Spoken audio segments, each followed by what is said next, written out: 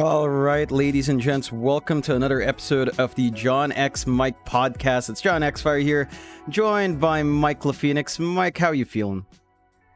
Yeah, look, John, it's been a bit of a rough week. You know how it is. I mean, there's been some crazy things going on, but who cares all about that? It's about Dota right now, Jonathan. There's been plenty of news about Dota in our scene, and I've been looking very, very forward to us having our fourth episode because it feels like while I went on break, everything just went down and we just couldn't record anything. So here we are, John, and I'm very excited to talk about it. How are you doing?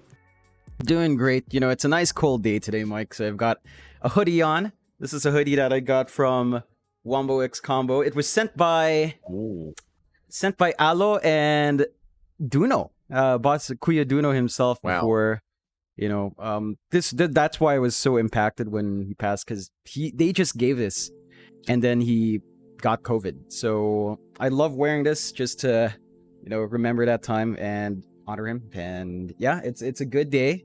It's nice and cool. My eyes are still pretty sensitive to light, so I've got these on. Hopefully they can come off by next week, but we're going to be stuck in the Matrix for a while, Mike. It's all right, John. I mean, I realize the NFTs finally got to you and they've dragged you into the JPEG world. It's perfectly fine, sir.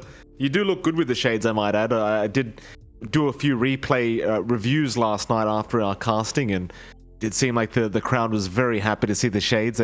Well, what's that damn emote everyone keeps using? The bat something? It's a bat chest or some crap? Yeah. they love that crap. So you look basically like the same guy, which is very nice. Where should we start though, John? What topic? Because there's plenty. Do you want the good news or the bad news, John? Which one do you prefer? I'd say let's start with the bad news first, then we can move on to the good news. All right. Well, this one's going to get me a little bit upset, John, but let's get started, shall we? Team Orca gets banned, right? Now, I know you probably know more than I do. Again, I went on a week's break, so I didn't get to read up as to exactly what's happened, but I'm going to let you have your spill about what's happened because I need a bit of refreshment. But Team Orca got banned, and I'm not going to lie, John, I'm pretty upset. Not only am I upset, I'm kind of angry about it. But would you mind refreshing us on what happened, John? Can you tell us the story?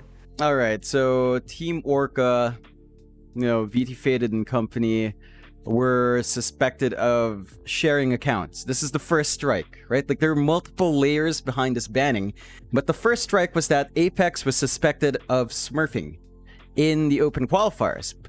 People were watching in game.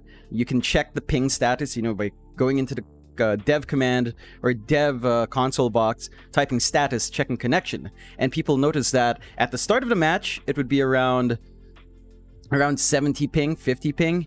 After a pause and a reconnect, it would be 10 ping.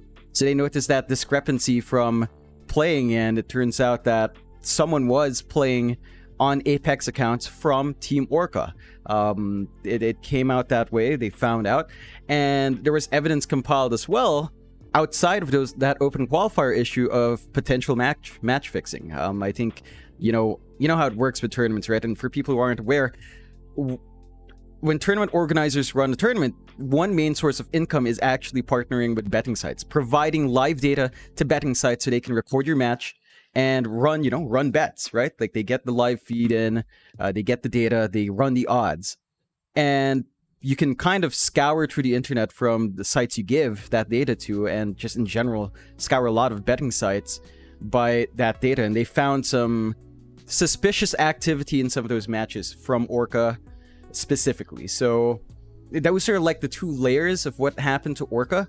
One was definitely like immediately proven Apex was using accounts, and a player came forward and explained what they suspected and what I think they had proof. I'm not sure. I wasn't really part of that conversation. You and I are almost never part of that conversation, Mike. It is admin side. And then that suspected match fixing, which was sufficient enough to, I think, give confidence in that ban. Right. And I believe, was it the manager or the owner of Orca came out and said it was all on him? I remember reading something like that. Do you remember reading that, John? Can you give us a summary? Yeah, so some guy named Gary Ng came out and said that he forced the Orca players to play on Apex because it was his life savings. What I've gathered from that was specifically from Mr. Gary Onko. You know, the other Gary has said that Gary Ng is not the owner of Orca. he was not involved in that issue. He was setting himself up as a fall guy. And that's all hearsay. I have no verification, but Gary is a very in-the-know guy. Not Gary Ung, but Gary Onko from Boom is a very in-the-know guy. He's very knowledgeable. So I would, in a case of he said, she said, I would find Gary Onko's word a lot more reliable, and he says that Gary Ung is not involved in Orca in that way. So I don't know what the deal with that was. That looked like some last-ditch effort to maybe rescind the bans for the players, but I'm not sure. Oh, where do you start? I mean, it's so upsetting, isn't it, Jonathan? I mean, you and I, we casted Orca. The last time they looked brilliant, they looked fantastic. It looked like they were going to really make a bit of a run. Where the fuck do you start? I mean, so they stand in for Apex basically by smurfing, right? They've essentially stood in to help Apex win some games, which, I mean, it's beyond stupid, right? Like, you're part of a good team. The players of Orca had a bright future. When I watch them, it's like that's a team you can get behind. You can hype them up. As casters, you and I know that there's certain teams, there's certain players you can really get behind because they've got that little spark in them, right? And you look at players like GY that was there, Menu Ping, VT Faded, Jit was there for ages. I mean, these are players that are fan favorites, right? Like, especially the newer ones that are coming out. Like, the one that catches my eye was GY and Menu Ping. I mean, these guys were really quite brilliant. Players that I wasn't really that aware of until we got to see them a bit more frequently during Orca's, I suppose, adventure until this happened. Why in the hell, like, what prompts you to smurf on Apex's accounts, like these player accounts, to help them win? Like, what the hell does it matter? Why the hell do you, like, why does this always happen? Why would you risk your career for the sake of helping another team win? Like, if they can't win on their own accord, then they're not good enough to be part of the scene anyway. So why jump in and help them? Like, how stupid can you be? And then the players that are innocent in this team, I know VT Faded's claiming he had nothing to do with it. Well, what about that guy? Well, what if VT really has nothing to do with any of this? Like, how many times is this poor guy gonna get screwed over by his teammates over and over again, right? Before these morons realize that they're better off just putting their own work into their own damn accounts and trying to pursue the dreams they have. I just don't understand how you can risk everything for the sake of jumping into somebody else's account who's experiencing high ping and helping another team win. For what? Are they paying you money? Is that why we're doing it? And don't even get me started on the match fixing, Jonathan. I mean, don't even get me started on the match fix. I mean, I get so upset. Like, you have these players with such great talent, such bright futures. They've got a fan base behind them, willing to support them every step of the way. And yet they still do it for a few measly bucks on the side. At the end of the day, if you're not fucking good enough to be a pro player, then don't do it. I see people always defending these kind of things as well. Well, the tier 2 scene's not paying enough, and, you know, it's obviously hard to survive. I appreciate that. So tell the players to go to Valve and complain. You don't just start match fixing because the tier 2 scene doesn't pay enough. Like, you knew how it works in Dota before you came in. I can appreciate if these players aren't making more money. Right? Me and you, John, we try to help these players out, right? We're trying to hype them up. We're trying to help the region. But how can you back people like this when they match fix and share accounts in the dumbest fucking ways? How do you help these people? Yeah, look, with VT Faded in particular, you have to remember that he also smurfed in Team D. Yeah, you have to remember that. So he claims some innocence. He did inform the admin stand, so he wasn't like willfully being bad, but it was also kind of dumb that he couldn't use his main account in that whole thing with Pondlo and Team D and Krish and stuff. I think the match fixing stuff has been going on for years, and I get your point that, you know, if you're not good enough to make it, sure, yeah, that's fine, but Orca was a team that would have been good enough to make it. It just goes back to supporting the scene. And how many times have the community told Valve to help support tier 2, tier 3 teams so that they can climb up, they can improve. We can find next generation players, because you're not going to pick random players out from nowhere unless they've experienced themselves a little bit in the tier 2, tier 3 scene. So I know what to say. Like, it happens not because we're not complaining enough. It happens because nothing's being done. I mean, it's still stupid. I'm not defending the fact that they're match mixing, but the reason why it's so rampant in tier 2 and tier 3 tournaments is because there is no support, no matter how much you say. You know, like Right. we have been saying for years to have it, and the DPC in a way helps alleviate that, but not by much. In fact, for some teams, it puts them in a very awkward position, especially the Div 1 teams that aren't as big. Right, like they're stuck in DPC. They technically can't play in third-party tournaments, or they're encouraged not to. Just focus in on the DPC. Div 2 teams can play in those smaller tournaments, but they also, don't give you that much, and they run for a real long time. Some of those tier 2, tier 3 tournaments, like they run for a month, they run for almost 2 months, depending on the format. So it's a tough situation, and like I get why some teams would do it. In Orca's case, I think it's an issue of maybe influences. I mean, if you remember way back when, like Team Star, DDZ, Lance, that entire group, who knows? They could have been friends. They could have been told, hey guys, this is what you can get away with. We were making this much. We're not in DPC, but you can kind of get this going. Maybe that's a factor, and could just be that their influences were wrong. I say that like they're really young players. They're not quite the youngest, but that mindset could have been embedded from some time ago. There's always been, I don't know, like, sometimes when you cast a game, you're always just like, what's happening? This team could do a lot better. There's always been some of that notion when covering some games and some teams, so I don't know. It's like they had all the opportunity in the world. They could have just played clean, made it up to Div 1, started hammering in some contracts, hammering in some sponsorships, and they don't. They get greedy. It's a shame. I do not know if they've got evidence that they haven't participated in this stuff. Stuff like Borko, of being very clear that the team was informed that he was completely against it. Stuff like DNM, when that entire issue with some of his team was trying to throw and he wasn't. I don't know if that kind of evidence exists for Orca or Apex, and if it doesn't, then it's going to be very hard for them to appeal this. So, they made their decision. It's stupid, and now that's the consequence. I mean, look, I can appreciate the point you're making as well, John. Don't get me wrong. I imagine it's very difficult for players in the tier 2 scene. I mean, this has been we know there's been a problem like this for ages. We understand. But suffering creates greatness, Jonathan. It's an opportunity, whether you like it or not.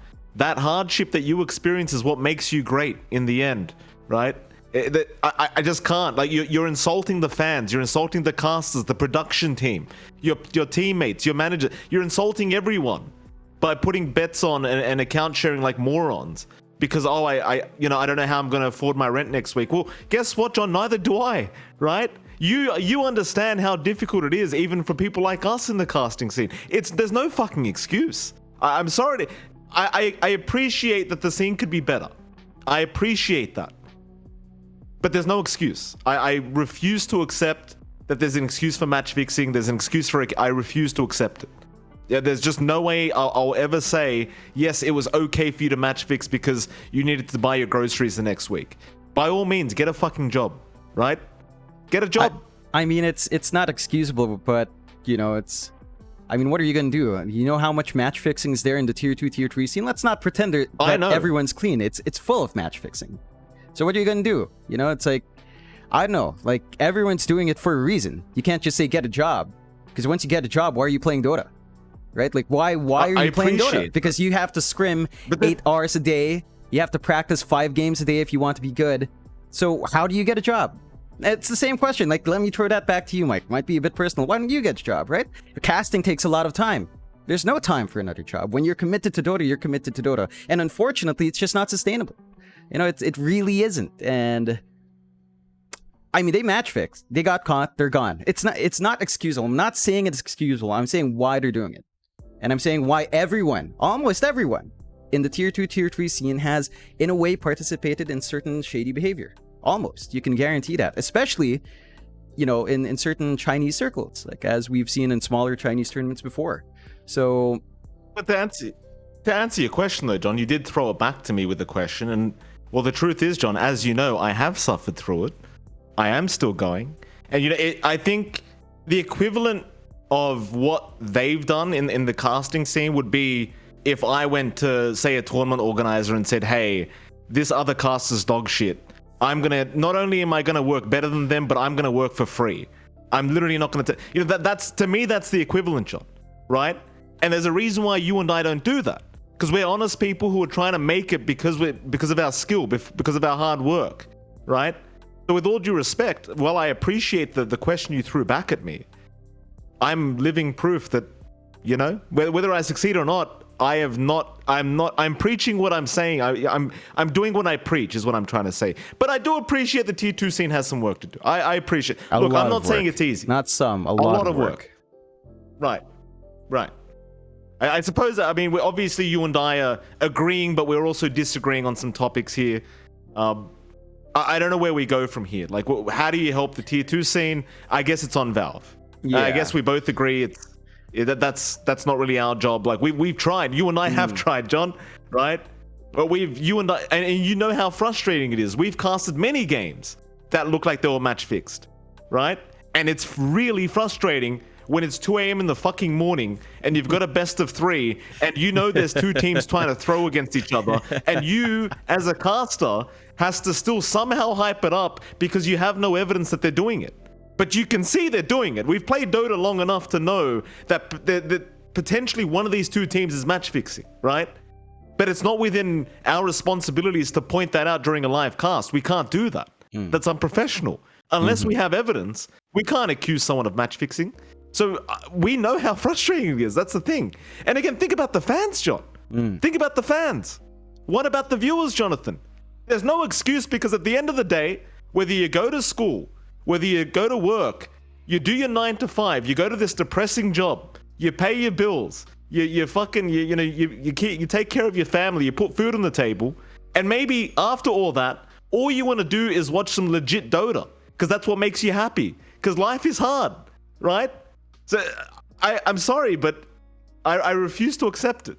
I refuse to accept it because life's just harder than that. Anyway, I suppose going into the tier 2 scene and how we can help them is an entirely different topic that we probably don't need to talk about today, because I know you're going to get very frustrated. I'm probably going to get very frustrated. Whatever. At the end of the day, John, I think you and we've been talking a lot about doing like an interview series, kind of like this, but we bring in a player or a manager and we kind of have a relaxing talk with them and try to let them tell their story. So that maybe we should approach people like VT Faded and ask him what happened, right? Because he is claiming innocence. So maybe we should give him the benefit of the doubt, run episode 1 of this new show that we were thinking about, and maybe ask VT what happened. What do you reckon, John? Should we do that? Yeah, I'd be down for it. I think we definitely, in that case, I'd ask some pretty hard-hitting questions, because, there's been, I don't know how to describe it, but there's a reputation that VT Faded has among some circles. So I would definitely be interested in hearing his viewpoint or his defense for what people perceive him as. He's a very nice person, to be frank with you. Like, every single time we have an interview with VT Faded, Jahao is super nice, right? Like, he is a very nice, very personable fella. But, if we do get that down, I'd be interested in digging through his head and, seeing what exactly is up. So for sure, that is something we could definitely do. I'm sure Jahao would be down for that as well. He's a very open person, at least forward-facing, very open person. So I'm sure he'd be down for it. Let me make this clear as well for anyone listening. John and I are not accusing anyone of match fixing or account sharing. We're simply looking at these accusations that have been made. And again, John and I have no way of making decisions regarding this topic. This is not, we didn't even know until BTS announced that that's what's happened on Twitter. We didn't know that was happening, right? Though I was very frustrated when I saw it. Not at BTS, because they're just doing their job. I was frustrated with the team and the players themselves. But I think it is fair of us to maybe offer someone like VT or anyone from the team potentially a stage to talk about what actually happened and get it out there so the community can kind of make their minds up as to what happened. Because quite frankly, John, I'm tired of seeing this shit. I need to know what's happening in the background of these tier 2 scenes. If the money's not good enough, let's hear it. You know, let's hear what they have to say. If there's, you know, I need to understand what's going on, and maybe we can do something. I don't know, right? But nobody likes match fixes. Nobody likes casting match fixing games. Nobody likes watching them. Nobody likes producing for them. Nobody likes them, right? So let's get it on the table. Let's try and sort out what the fuck's going on. Moving on, though, I feel like we've rambled. I've gotten a bit too far ahead of myself with that topic. Good topic, Jonathan. Spring cleaning patch coming out from Valve. Now, can I just go ahead and say, by the way, and I don't know his full name, but I know him as Jeff on Reddit. Jeff's been very vocal recently, and I believe Eric L from Valve is the one that made the post about the spring cleaning patch coming out. First of all, very, very happy to see that Valve employees are going out of their way to communicate with the community. I mean, that's fantastic. You guys are doing a great job. Please keep it up. If they're listening, which they probably aren't, but in case they are, please keep it up. We love what you're doing. Keep communicating. Everyone likes it. John, how great's a spring cleaning patch, though? I mean, you and I, we've been talking about it for years now. Where's the next spring cleaning patch? FPS is dropping too much. There's too many wrong tooltips. There's too many bugs. How many casting bugs do we have to experience on a daily basis because the camera gets bugged every 2 seconds? You know, it's really good to see that we finally have another spring cleaning patch after so many years. Because let me tell you, the last one that happened, it was fantastic. I still remember being so happy that all these small little bugs that were quote-unquote features were finally resolved and fixed. How great is this, John? Yeah, can't wait for it. I mean, we've already gotten a little bit because, you know, I believe Jeff actually responded to someone saying that they couldn't reach 144 FPS with a rig, you know, that's pretty high end, like my rig as well. And just the first thing they did was to remove game state integration as a startup. So that already improved my FPS tremendously. I didn't expect that to eat out so much. And that's already a great start. And there's a lot to clean up. I'm curious to see how much gets cleaned up, considering that the Dota team isn't the largest. You have to remember that Dota 2 and Valve structure is very open, which means people who are interested work on what they want. And the Dota team is, I don't know the figures. It feels like it's not, you know, it's not the biggest team, especially when you compare it relative to, say, other games like League. You know, that's a big team working behind a game like that. So Dota's a smaller, much more focused team. I'm keen to see how much these guys can pull out, because it's a lot they have to clean up. There's a lot of cleaning up to do. I mean, I already just complain every single time with Doom. Like his Devour got changed. You can't even see the armor values unless you see the patch notes on the mouse over. You don't see it in the actual tooltip. Yep. So stuff like that, along with performance improvements. I'd say performance improvements, as Jeff pointed out, is probably the hardest thing to fix, because there's so much code that comes in from different programmers. It's basically spaghetti, right? It's always spaghetti code when you're trying to optimize, and cleaning up that code is going to be a tall order. So I'm keen to see how much they get out there. At the very least, fix up the tooltips, fix up the UI. The mute player function is still really annoying to get through, because when you're kind of trying to mute someone, you just get more tilted when you have to click more. It's like, yeah, no, just let me cut this guy out immediately. Stuff like that. I'm keen to see. I don't know when that would come out. They didn't give a time frame, which is fine, because this is a pretty tall set of amount. You know, it's a big order for the team, so it'll come when it comes, and hopefully it will come sooner rather than later. Yeah, absolutely. I mean, I can definitely say I agree with the mute button changing back to what it was. I mean, this change was just, I don't know who made that decision, but listen, I mean, Dota's a toxic game. You know, some of us enjoy the toxicity. Like, I really enjoy when people trash talk me on the other team, because I like trash talking back. That's just, you know, as people who play in the SEA server, you learn to love the trash talk and the toxicity. Not the racism or anything like that. I'm not saying anything too extreme, but when someone's trash talking you and tipping you and telling you, you know, you're not good enough and whatever, and speaking in a different language, I love that shit. I'm a real sicko. John does too, right? But at the end of the day, you do have players that just want to play in peace. They don't want to be trash talked. They don't want their own team trash talking them, which is what happens in most cases. And I think it's only fair that you revert it back, because why do we need an extra button for to mute players. Like, why? Muting players makes the game more enjoyable a lot of the time, when it's your own teammates especially, right? Like, it's why can I not mute my carry who's missed one CS and is losing his mind because his POS 5 was trying to pull the small camp? Like, why can't I do that? You know, it was an interesting change, and obviously the community has not liked it whatsoever. Apart from that, though, of course, all the bugs and all the little things like the tooltip changes and stuff. I mean, these are things that, you know, new players are just going to get confused if you come into the game. Like, the tooltip saying one thing, but it doesn't do that. You know, I thought this item gave me more armor. I didn't know this skill did that. Like, you can't have that in a game like Dota. Dota's already too complex as it is. You can't. We're not Demon Souls where we can start purposely giving, you know, wrong information on items just because it's fun. You know, just because we're that kind of game. That's not how Dota works. Like, we already have those hidden features. You know, I bet you half the player base still doesn't know that as QoP, you can actually blink with Rupture and take no damage. That's actually a feature of Dota. Most people back in the day didn't know that Avalanche Toss did a shitload more damage because the tooltip never said that. That's why we called it the Shadow combo back in Dota All-Stars. Because it was literally a bit of a combo in the shadows. It is what it is, but I don't know. I think if you're going to be welcoming to new players, you've got to provide the right information. And what I'm trying to say is I appreciate that Valve has, you know, noticed that and said, all right, we've got to fix some stuff up. The game's getting a little bit older. Performance issues are happening. And this goes back a lot to people in SCA, right? Because this is something you taught me. Because I don't know. I have never lived in SCA, but you've told me that the players in the region, generally speaking, the reason why Dota was so popular is because you could run the game on a really shitty PC. Yep.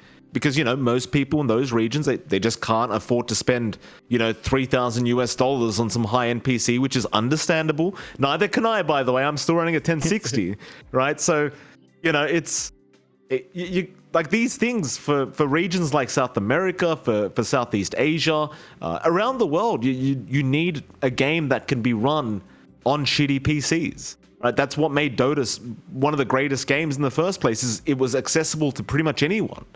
But now with the way the game is running, it just doesn't feel like you can play the game anymore on a bloody, you know, Pentium 4 or whatever the hell they used to call it. You know, you can't do it anymore. Like, even now, you know, I'm not running the greatest processor, but I'm running the 7700K, the Skylake, right? Which is known to be a pretty good processor, at least, you know, for the last few years. And it just doesn't, you know, Dota just takes too much CPU usage. It's kind of ridiculous at this point. Like, and when you look at the upgrade paths for hardware, John, they're not that much better, right? Like, they're not... The things I can upgrade to, they might improve performance, but we're talking about a lot of money in a silicon and chip shortage. You know, like, how are you expecting regions like South America to grow? How do you expect SCA to grow in player base if they can't run the damn game without going to an internet cafe, which aren't open because there's a fucking pandemic? How could you possibly expect that? Yep. And that's why Mobile Legends is big, Mike. That's why we're the champs in Mobile Legends here in the Philippines. Because, hey, if you can't go to the net cafe, you don't got a PC home, you've always got a phone. But yeah, it's like, hopefully those improvements come, Mike. I don't know. It's like, it eats up so much for what it is, Dota 2, you know, for being such an old game, for being a very simple game. There's not much being rendered. In a big team fight, sure, you do have some particle effects. It's not like you're rendering Crisis or whatever. It's just not demanding enough to eat as much as it does. So yeah, hopefully it gets corrected, because it's so weird when you have, like, you know, on the opposite end, the low end struggling, the high end struggling. It's just weird. It's just weird. So hopefully we see that spaghetti cleaned up. Jeff and company, best of luck to you in cleaning up decades old code at this point and getting us the optimization. But we believe in you guys. You know, you guys are passionate. The ones working on Dota, we know it, even though y'all don't talk too much, but we know you're passionate, so we're looking forward to it. Oh, look, I appreciate that Valve hires very, very good talent, right? Like, their employees obviously are very good at what they do, right? And then that's why the company does have this almost air of mystery, right? Because you don't know how to get a job at Valve, because they, you know, chances are they're going to find you before you find them. It's kind of weird, but, you know, we have faith that they're going to be able to really add some great performance fixes here in this spring cleaning patch, hopefully. And that way, again, the players that can't afford better PCs can kind of jump in. And I realize someone pointing out Steam Deck that's going to have Dota available, and at the end of the day, you might even have a mobile version to come out in the near future for Dota 2. But at the end of the day, you're never going to be able to play better than you probably can play on a keyboard mouse. And so I just hope they put that work in to really fix the performance, as well as the bugs and the tooltips and everything else that's kind of wrong with the game right now, because the game deserves it. I mean, the game makes you a killing in terms of money, right? It's a legendary game, and quite frankly, as long as you take care of it, I don't see Dota ever dying.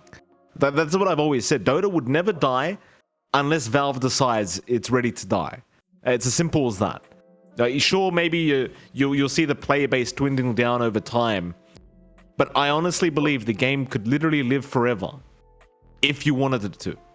It's just up to them how long they want that to happen. That's how I see it. Yeah, I think Dota's got that sort of command. We've had a lot of rough days already in terms of player base anyway, and it's been up and down, but it holds steady at some point. My counterpoint to your statement, though, Mike, is Team Fortress 2. That's a game that's still popular with the community, has not gotten major updates in a while, and God knows what's going to happen to it. It's still a great game. I mean, I love seeing the passionate community behind it. I have not played it in years, because the last time I did it was just basically some weird hat server. That's the only one I could join that was Thai. Everyone's yelling something, and it wasn't really a fighting, it wasn't an actual match. I was just very confused, but I think TF2 is maybe what you look at when Valve starts to go end of life for support, and I know how to feel about that. I honestly don't know how to feel about that, so hopefully we never find out, Mike, but you never know. You never know. We'll see. I mean, the Dota community's arguably, I would argue, more passionate than well, maybe not more passionate, but we've certainly got a much higher player base at the very least, so I would expect a very vocal kind of outpour from our community had we gotten to that stage where it just felt like nothing was happening anymore. But at least for now, spring cleaning patch, good news. Obviously, Valve as well. Like, I've been a bit tough over them. I've been a bit tough with them over the last few podcast episodes, but they obviously are trying with the whole DPC and the majors and TI. Like, we understand they are trying. Obviously, they're not perfect, and they could certainly continue to improve, but they are certainly trying something, which is good to see. Yeah. What topics have you got for us, John? You got anything on your mind? I think I did, but then I just woke up and I just forgot. Like, I did have stuff I wanted to talk to you today, but I forgot. I think I wanted to talk a bit about the DPC, like going into this next tour in general. We already saw some of the matches yesterday, right? So we were planning to do the podcast yesterday and talk about the DPC before it started. We've seen a little bit of it, and we've seen a little bit of Div 2 as well. I'm keen to see what happens in Div 1, because it's looking pretty scary for... Honestly, it looks scary for Fnatic SMG. I don't know if they'll be in the top 3 anymore. Right? Like, Polaris is insane. NGX might be a little bit more up and down, but Polaris is insane. So, yeah. I don't know. I think Fnatic is going to need to clean up a lot, especially after we saw them versus Neon. I mean, a team like Neon putting up such a great fight against Fnatic, that's just more about, Neon playing well and Fnatic not being at their best. So we need to see that A game coming out from them if they do want to get to the next LAN. But, Polaris, I'm really happy. I love those guys. They're very nice to talk to, Mac, Lelouch, Xavius, Boomy, Mavis CML. They're really nice guys to talk to. Even Force. These guys shitpost so much on Facebook. It's hilarious. Like, they always make fun of Scam. They make fun of everyone. When something happens, they're just great guys, and I'd love to see them succeed. I'd love to see them on LAN. I think the last time we saw them on some form of LAN must have been PvP Esports, which I was there for the group stage. So I think that was the last time we saw them. That was under Adroit, although they had Bach in instead of Force, I believe. But yeah, it's like, it's good to see a team that's been around for a long time do well. I'm curious, though. I've been thinking hard about that Div 1, Mike. I don't know who's lined up to be relegated. I mean, it feels like it might be Neon, but again, they've been up and down. Outside of Neon, I literally don't know who might get demoted here. Looking at the list. If I was to take my best guess, and this is going to be very unfair to the teams that I'm gonna propose, because they've only either played no game so far or only played one game. The way I'm looking at it, yesterday NGX looked pretty bad. So I don't know. There's no other way to put it. I don't think they look good. Then again, only one series. It's unfair of me to even say this in the first place, so don't take me too seriously. Execration, I guess, could also be a bit of a front runner for that relegation. Like, again, we haven't seen them play, so it's very hard to say what they're going to look like. OB Neon, like you said, John, they looked kind of good yesterday. I mean, they almost took that series 2-1. One mistake cost them that game, but I agree. I mean, it's a hell of a competitive Div 1 scene we've got right now in SCA, that's for sure. It is a very, very close scene we have. Like, you've got Boom Esports at the top. I'd say T1 is right behind them in second, right? I think you and I will both agree on that. Then it's like third, fourth, then you get a bit unsure. Like, are we including SMG and Fnatic? But then you've got Polaris Esports that look amazing as well. Hard to say. I think it's safe to maybe put Fnatic top 3 as well. But then again, I could see SMG taking that third place spot. Again, we haven't seen them, John. It's hard to say it. And I'm saying this, but you've got Dark Horses. You've got OB Neon. You've got NGX, who I just said might get relegated. But they might wake up tomorrow and just completely destroy the next team. It's hard to say. It's a great scene. That's why we love SCA, John, because anything can happen at any time, and you really just can't pick the winner, apart from maybe Boom or T1. I mean, Boom or T1, they look like they're way ahead of the pack. That's for sure. For sure. I feel like T1's been a little bit shaky. We saw them a little bit in Pro Series, remember? Didn't go as far as you'd expect. So I think T1 is in a weird position. I mean, they're in the team house now, which is great. I wish they had March and QO around. We've had that conversation. You know, I want March and QO to stand behind them, act like that guy in Squid Game, just look at them dead in the eyes, smoking a cigarette or something, and having a whip ready or just a dinner knife ready if anyone F's up, That'd be something to whip T1 into shape, but who knows. I'd actually say my favorites for number 3 are Execration and Polaris. Not Filipino Bites here. Wow. Because Execration, remember again, when Tino went into Boom, before that, he was already playing off lane for Execration. And he was doing damn good, right? Like, he went from safe lane to off lane onto Execration, and then he went safe lane again for Boom, which is why that's super weird. But this lineup of Execration is a good revitalization, all right? Like, Palos, Bob, Tino, and then you've got Shanks and Vincenzo. It's a really, really, really solid team, and I feel like they could be up there for number 3 with Polaris. I'd favor Polaris a little bit more in general, because I feel like they're much more consistent than Execration at their best. So I think Polaris should be able to have that edge. I do agree with you, though. Like, in as much as it pains me to say, NGX is just super up and down, and I don't think you can afford to be that up and down. Same with Neon.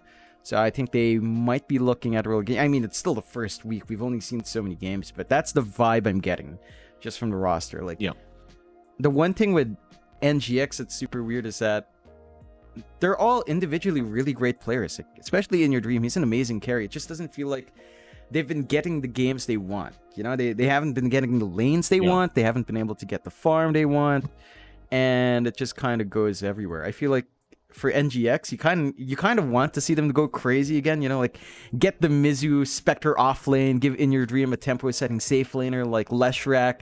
Let's just go with that, go with something weird, throw the teams off guard and just go ham. But as it is now, it's not looking great. Then again, Polaris was like their kryptonite.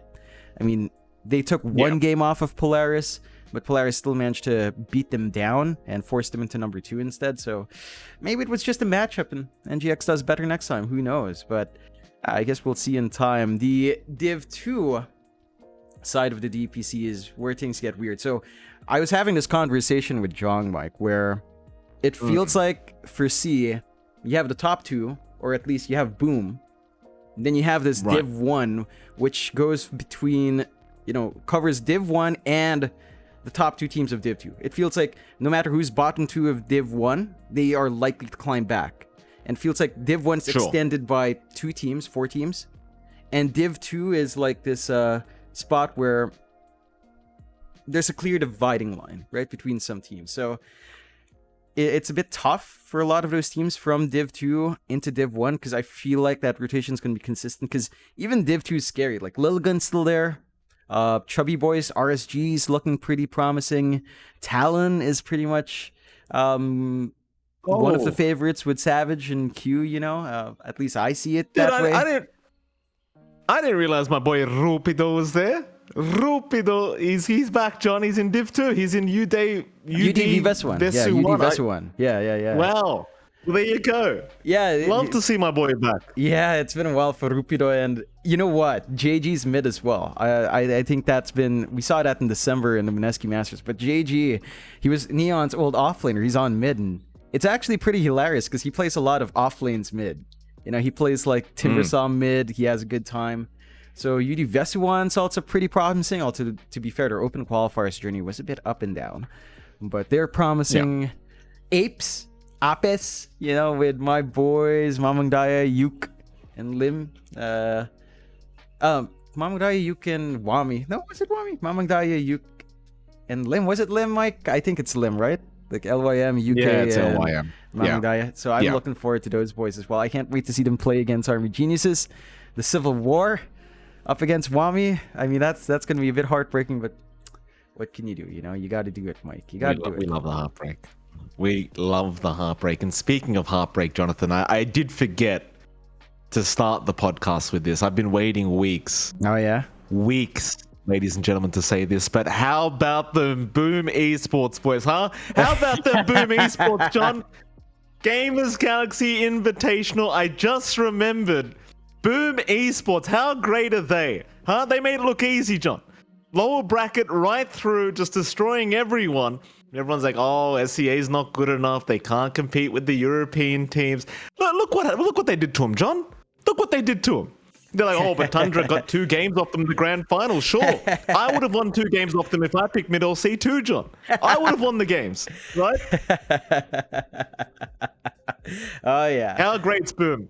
How great are they, they're John? amazing. They're amazing. I've been saying it since November. I actually went back. I saw Dejet's podcast where I talked with him, and I didn't realize the first thing I said when we talked was that Boom won the trades. They won, and that was just when they had their 4 players. They still had Mushi playing as POS 1. I already said Boom was probably going to be the best team, and oh, man, it's good to see them succeed. I mean, I feel especially for FBZ, when you talk to the guy, when you know his history, when you know the history of old Boom and how they struggled, and to see him win a LAN, I mean, I just felt so happy for the guy.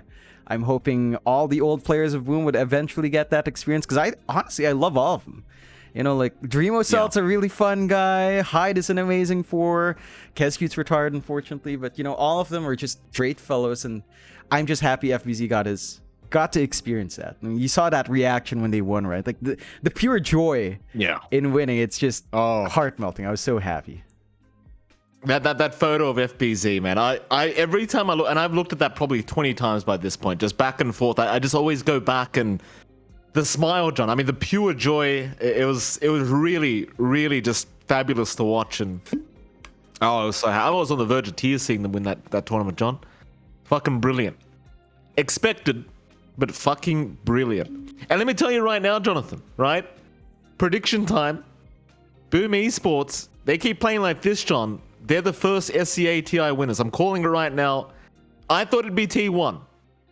But I mean, Boom Esports, and they have this connection. You see it. Like, everyone's just a well-oiled machine in Boom Esports. They're perfect. I wouldn't change one piece of the roster. I think, all right, maybe you could argue, okay, Jackie's not playing as good as you would hope, right? He had just joined the team. I think Jackie's doing a great job. I think he's going to improve over time. I think Jackie fits the team very well. Because at the end of the day, and you and I always say this, when you've got a player like Japoi, right? A literal prodigy. He's a child prodigy in Dota 2, right? You don't always need to carry the game as the POS 1. He might do it for you. You've got to allow him the space to do that. Don't get in the man's way. Let him do what he needs to do. And Jackie's a very talented player himself. Don't get me wrong, John. But sometimes you've got to accept the fact that your page is about to do something special. Just get the fuck out of his way. Let him do it. You know? I feel like everyone on Boom Esports just understands their role and they just execute it to perfection.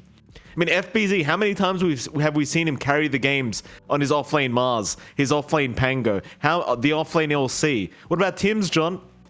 The damn sniper himself on that Mirana. Literally never seen him miss an arrow, Jonathan.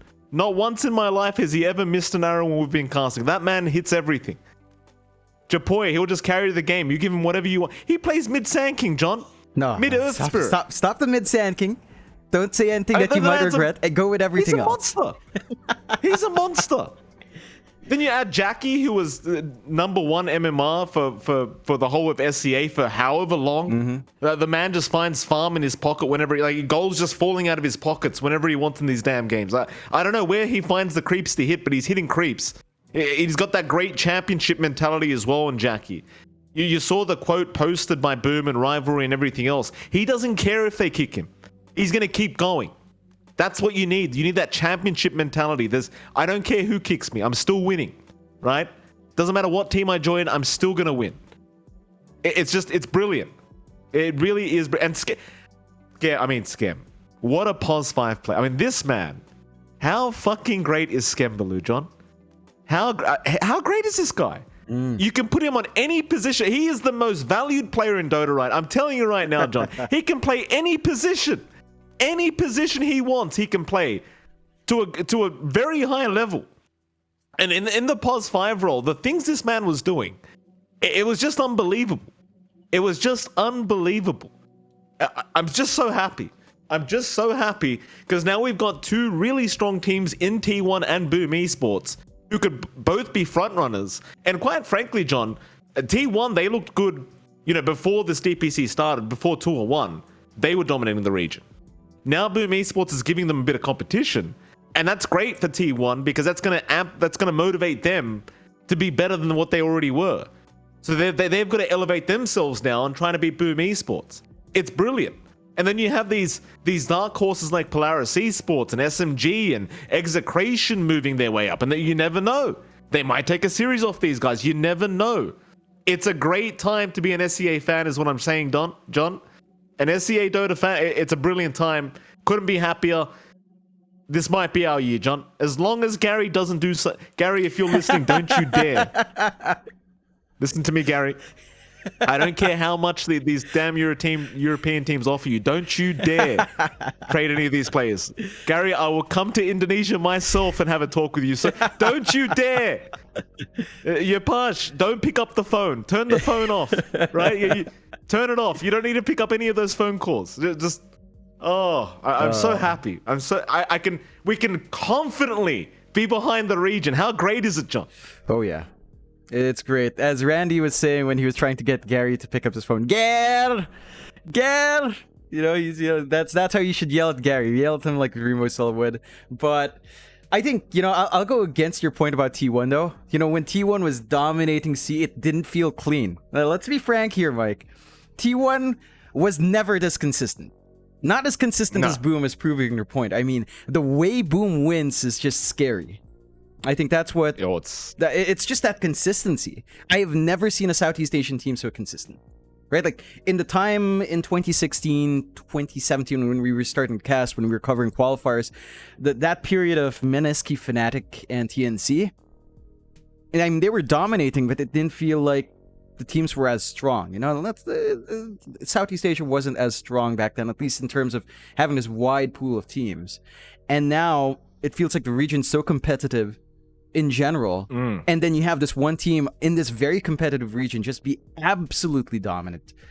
I think it's terrifying, and I think it just...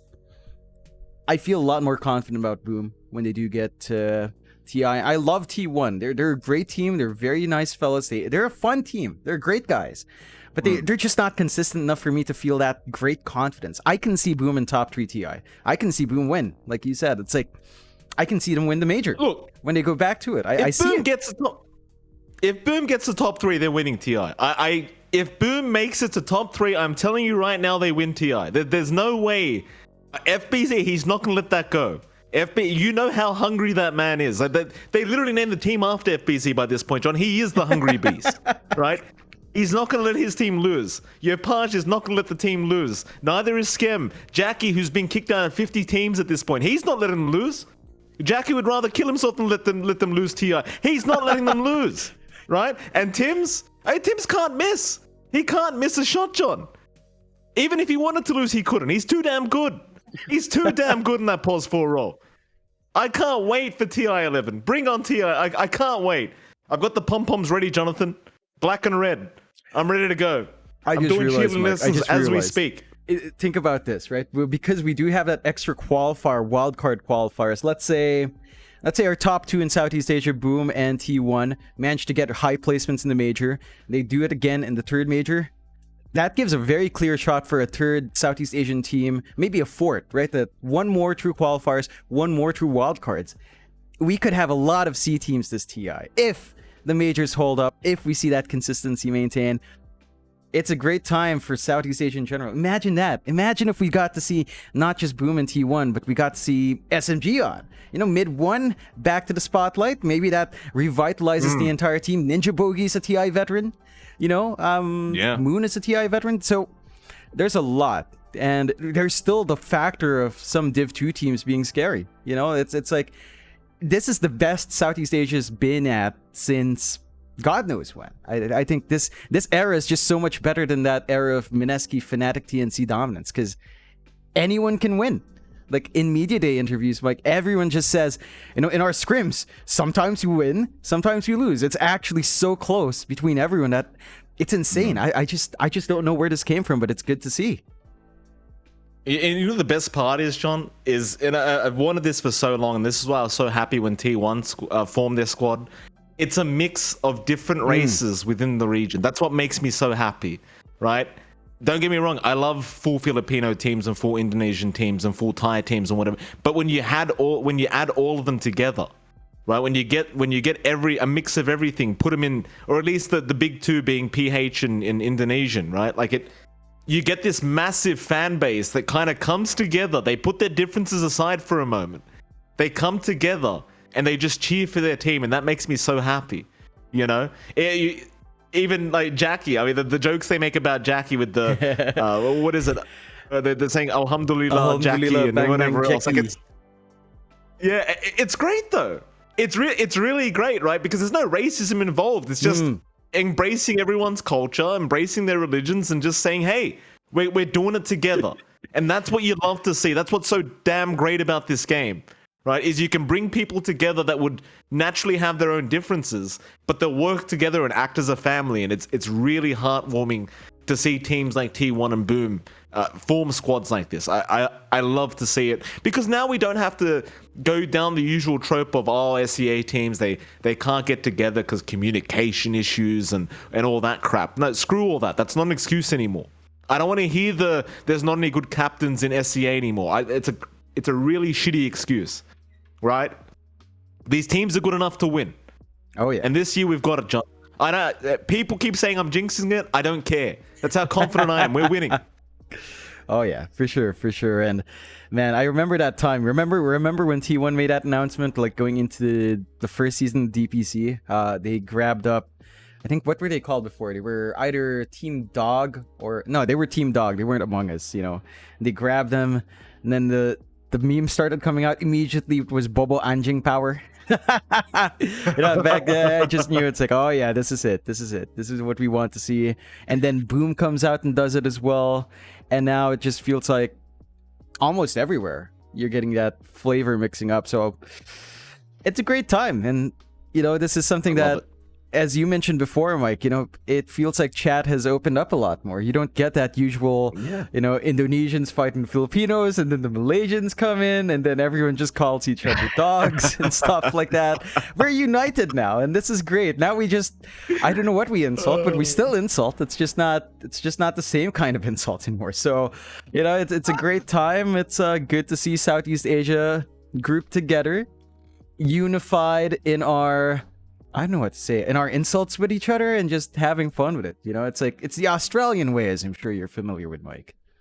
Oh, it is the Aussie way, John. Let me tell you. And you know what? Now that you bring up the chat, how great was the chat during Gamers Galaxy Grand Final? Like the EU boys and the SCA boys just going at it, right?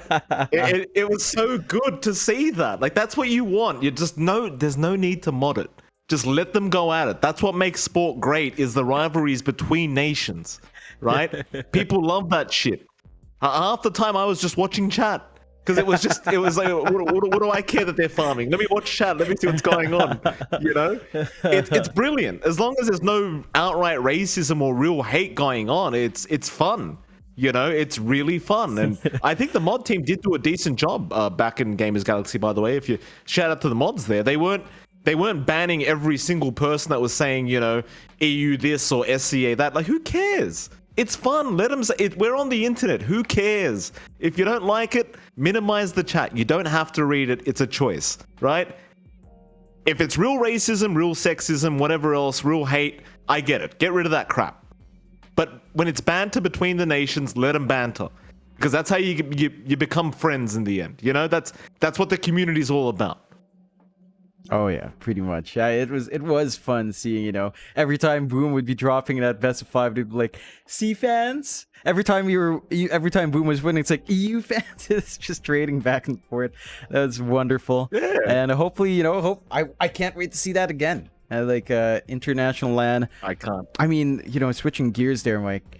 We've got 6 teams from Div 1 in the Philippines.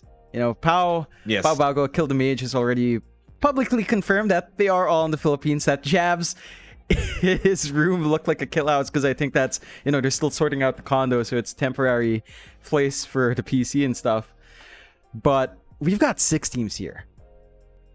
Why not have a LAN at this point? Why not have a LAN, Mike? We should have a LAN here. We should. They're already here. What's holding us back? It's not just that we should. It's necessary, Jonathan. It is necessary. I mean, look. Let's go back to the Manila Major. The greatest Dota 2 major that ever happened was in Manila, right? And it's not because we had the best talent. It's not because we had the best games. It's not because we had the best product. It's because we had the best crowds. And I'm not just saying it about the Philippines. You could go to Indonesia. You could anywhere in SCA, right? Anywhere in SCA, you'd have a fantastic crowd. But like you mentioned, 6 teams in PH already. Let's get a LAN going, right? Let's get it going. We know how crazy the crowd is. We know how hype it gets. We know how fun it is. Let's get it going. What are we waiting for? Surely we've got enough sponsors these days in SCA, do we not? Yeah, we've got big teams. The region's grown. We've got good viewership. What are we waiting for? Sure, we're not EU viewership, but then again, we don't have to pay as much as EU to host LANs, I don't think. I'd imagine things would be cheaper in SCA.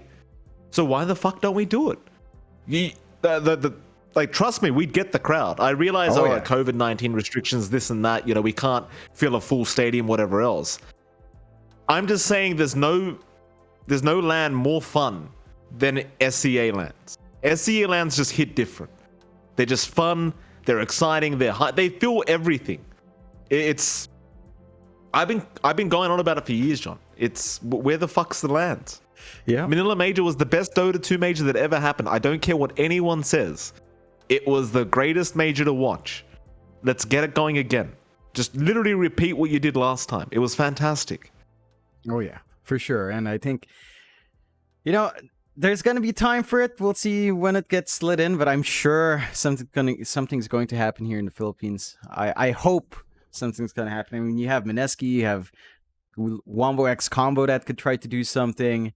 You have a lot of sponsors. Jollibee would be a nice one, you know, because everyone absolutely loves that fried chicken. It's really damn good. And Master Baker, I saw someone suggested a while ago, Master Baker could sponsor this. The Manila Master by Master Baker. John, can we, next time you're in Zamboanga, whatever it's called, can you literally just go up to them? I want to do these guys a favor. I love Master. This is my favorite bake shop, Master Bake, right? Can we just slap their logo across the podcast screen just for one episode, right? We'll just give them a free sponsorship. We'll give them a bit of free branding. Why the hell not? I love those guys. Hang on. My dad was actually in Zamboanga, so he just took pictures in the bake shop. Actually, I told him to. And I think he did. And let me just see. I have to scroll a bit. There you go. Yeah. Hang on. So I can now let me just share this. You're gonna take a look as well. If you're listening on audio, unfortunately you won't see this, but you will hear it. You can see it on YouTube. Yeah, you can see it on YouTube. You can see it on YouTube if you really want. Absolutely. Just turn on the video, go to that VOD. Let me see, is this it? Yeah, here you go. Alright, so let me just downscale a bit.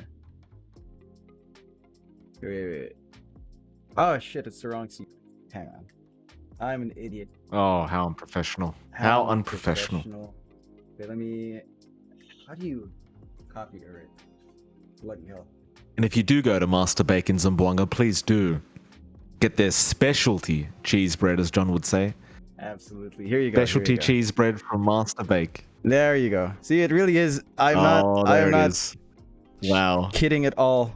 This place really is master. Here you go. Even bigger. The Master Bake Shop. Yeah. Oh, look at that. The Master's Bake Shop. You'd love to see it, ladies and gentlemen. If you are in Zamboanga or near the area, I highly recommend you go pay a visit. Maybe take a photo, send it to us, tweet us in it, or get us on Facebook. The day I come to the Philippines, John, we're going. Just say, I can't let this opportunity go past. We are going. I'm telling you right now. 100%. I mean, I would go. I'd love to go back to Zamboanga. They have some amazing food there, Mike. You know, there's some unique food that you only find in Zamboanga, and I'm fortunate my dad's from there, because there's stuff called sate, which is like satay in Singapore and Malaysia, but it's different. It's like a spicy broth with some weird rice cake stuff. You got a lot of good food there, including Master Bake Shop cheese bread. There's super cheese bread. It's literally the best bread I've ever had, and it just comes from this messed up name. I mean, to be fair, I didn't realize it while growing up that it sounds weird to say Master Bake. I didn't realize how weird it is to say Master's Bake Shop, Master Baker. It's like I never realized, and I'm sure anyone on audio is having a good chuckle right now, but it's a great bake shop. What can I do, Mike? That's their name. That's what they chose in the 50s. So what can you do? It's a great bake shop. It's the best bake shop. There's no need to be embarrassed, John. You visited the best bake shop and got the specialty cheese bread. You should be proud of yourself, Jonathan, and so should your dad. Speaking of food, though, someone did ask me to talk about this. Oh, yes. So I had the experience of visiting my first ever Filipino restaurant. In Australia, it wasn't in the... I'm not in the Philippines. I am still in Australia right now. But I did go. I was on holidays, and I couldn't help but notice, as we were driving past a particular road, I saw a place called Pig and Kai, which I don't know what the name means, but assuming it means they have a lot of pork, right? And I looked at it and I'm like, man, is that a Filipino restaurant? Because I'm pretty sure I saw somewhere on the glass, the glass outside the shop, it said Filipino food, right? So I was like, oh, that's cool. And my wife was very excited. She's like, well, we have to go try it. You always talk about John telling you about Filipino foods. We've got to go and try it. So I'm like, okay, let's go into the restaurant. John, I've got to tell you, and I'm going to give you credit. You've been telling me for years. That was some of the best damn food I've ever had. And let me tell you, Jonathan, out of all I'm a big fan of pork. I eat a lot of pork. Pork belly, one of my favorite, meat cuts, ever. This might be the best pork I've ever had, right? It was unbelievable. The texture of the pork was just so tender, and the fat just melted in your mouth. You didn't even have a chance to chew the damn thing. Just the warmth of the inside of your mouth just melted all the fat. The flavors were brilliant. Really just brilliant. It was a very savory flavor, but you had that slight sweetness at the end. The freshness of the herbs and the vegetables they had as well, because we were out in the country. It was just amazing. I did have the sisig, the sizzling sisig, Jonathan. I'm sure I'm pronouncing that incorrectly, but I did have it. Very, very nice. So you get the egg on top and you mix it around, and oh my goodness. And then the pork adobo. I know people were saying, but everyone's tried adobo. Well, I hadn't. And let me tell you, I was quite embarrassed that I hadn't, John, because it was amazing. When people were saying to me, Mike, you need rice. I'm like, no, I don't need rice. I'm going to order every meal off this damn menu because I won't have space for rice. Screw the rice. Right?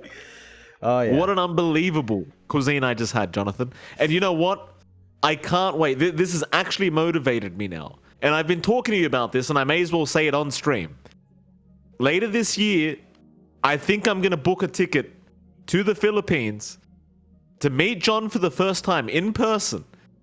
And we might even do a mukbang series on YouTube where we go around trying different cuisines. And by the way, for any of the other nations within SCA, it's not, if it was successful enough, we won't even stop with the Philippines. I'll go around Indonesia, Malaysia, Singapore, Laos, Cambodia. Well, we're going everywhere. We're going to Thailand, right?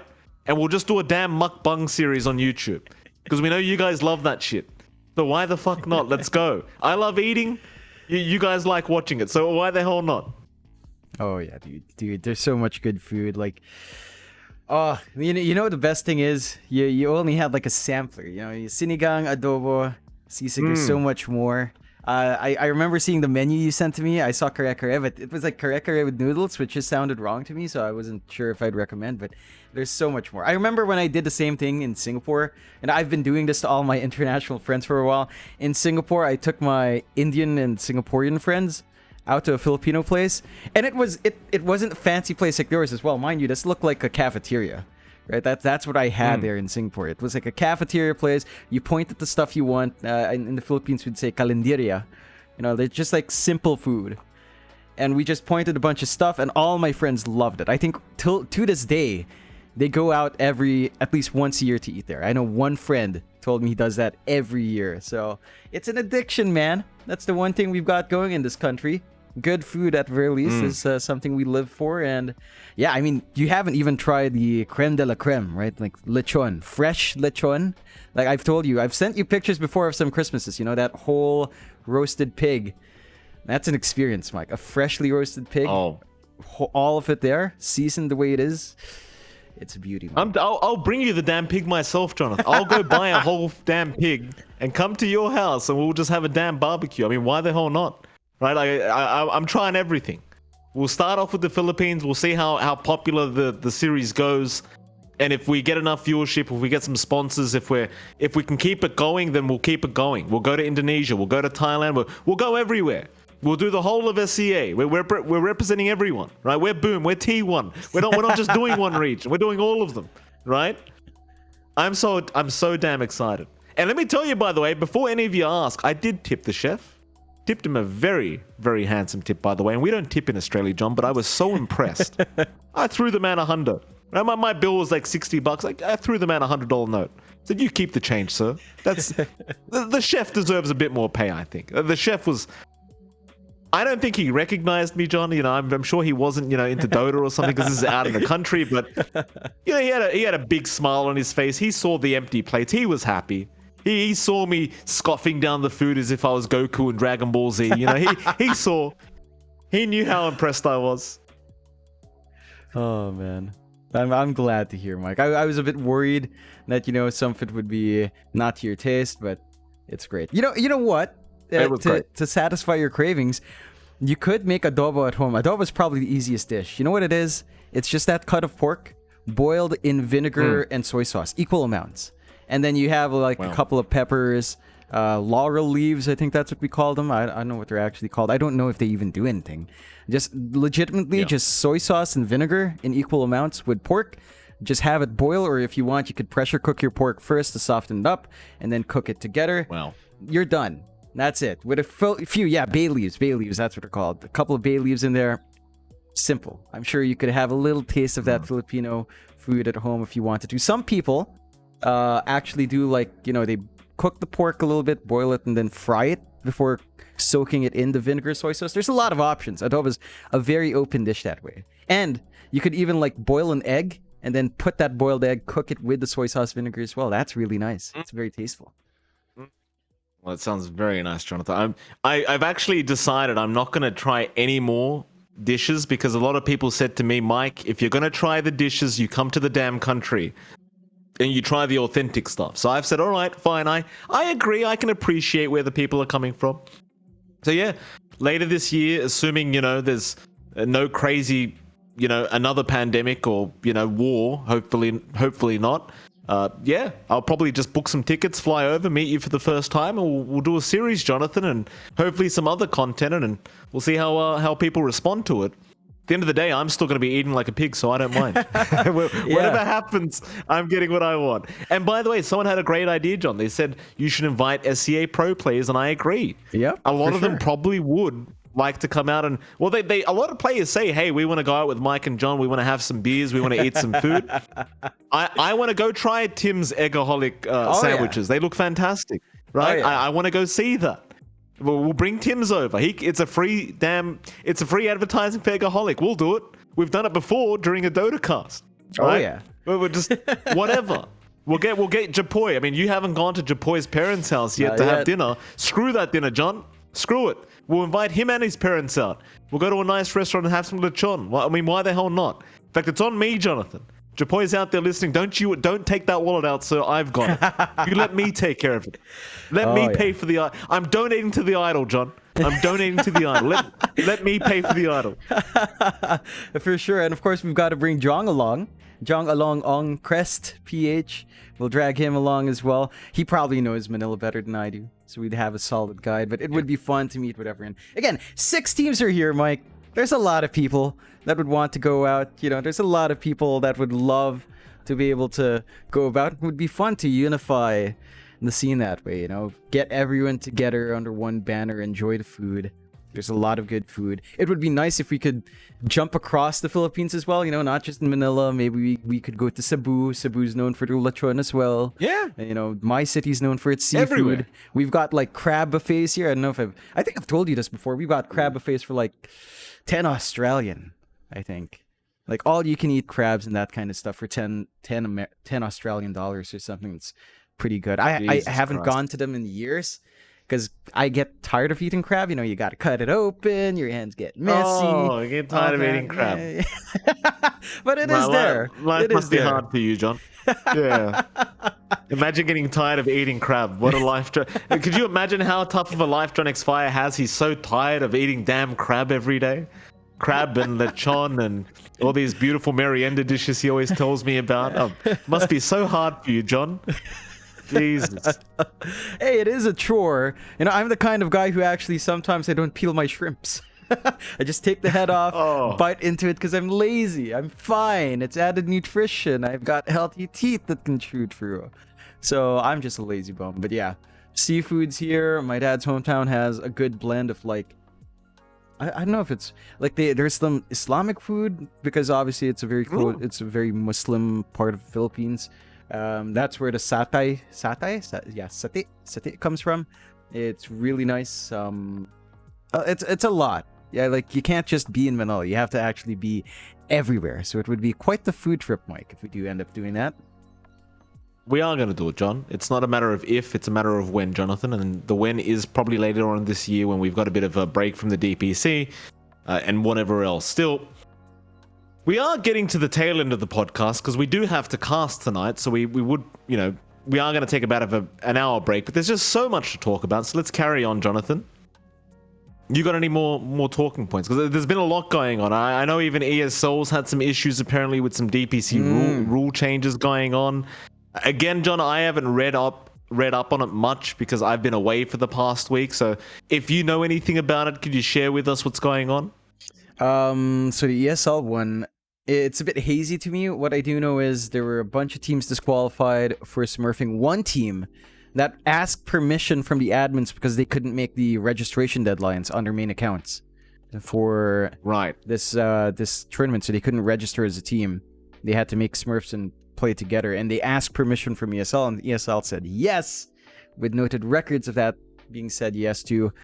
They also did a lot in changing the formats of stuff for simplifying their process for admins. I know, like, there's a lot of talk, especially in our little group. I remember Neff and Ricky were definitely worked up, which is understandable because they're from NA. This is their region, and they hate seeing it screwed over, which anyone would be. And it's it's a weird debacle with ESL because open qualifiers should not be run that bad. But I know what was up. Like it sounds like there's something going on there that isn't really reflecting for the care that's required. I mean, there's a rumor saying that the only reason the open qualifiers even ran was because Valve required them. You know, it felt that way because again, the organization of those NA open quals was just weird. You can't have that. Like, just because NA has a low player base and maybe the pro players moving up, you know, aren't... I don't know how to word it, but you know what I mean, John. Like, you can't have that.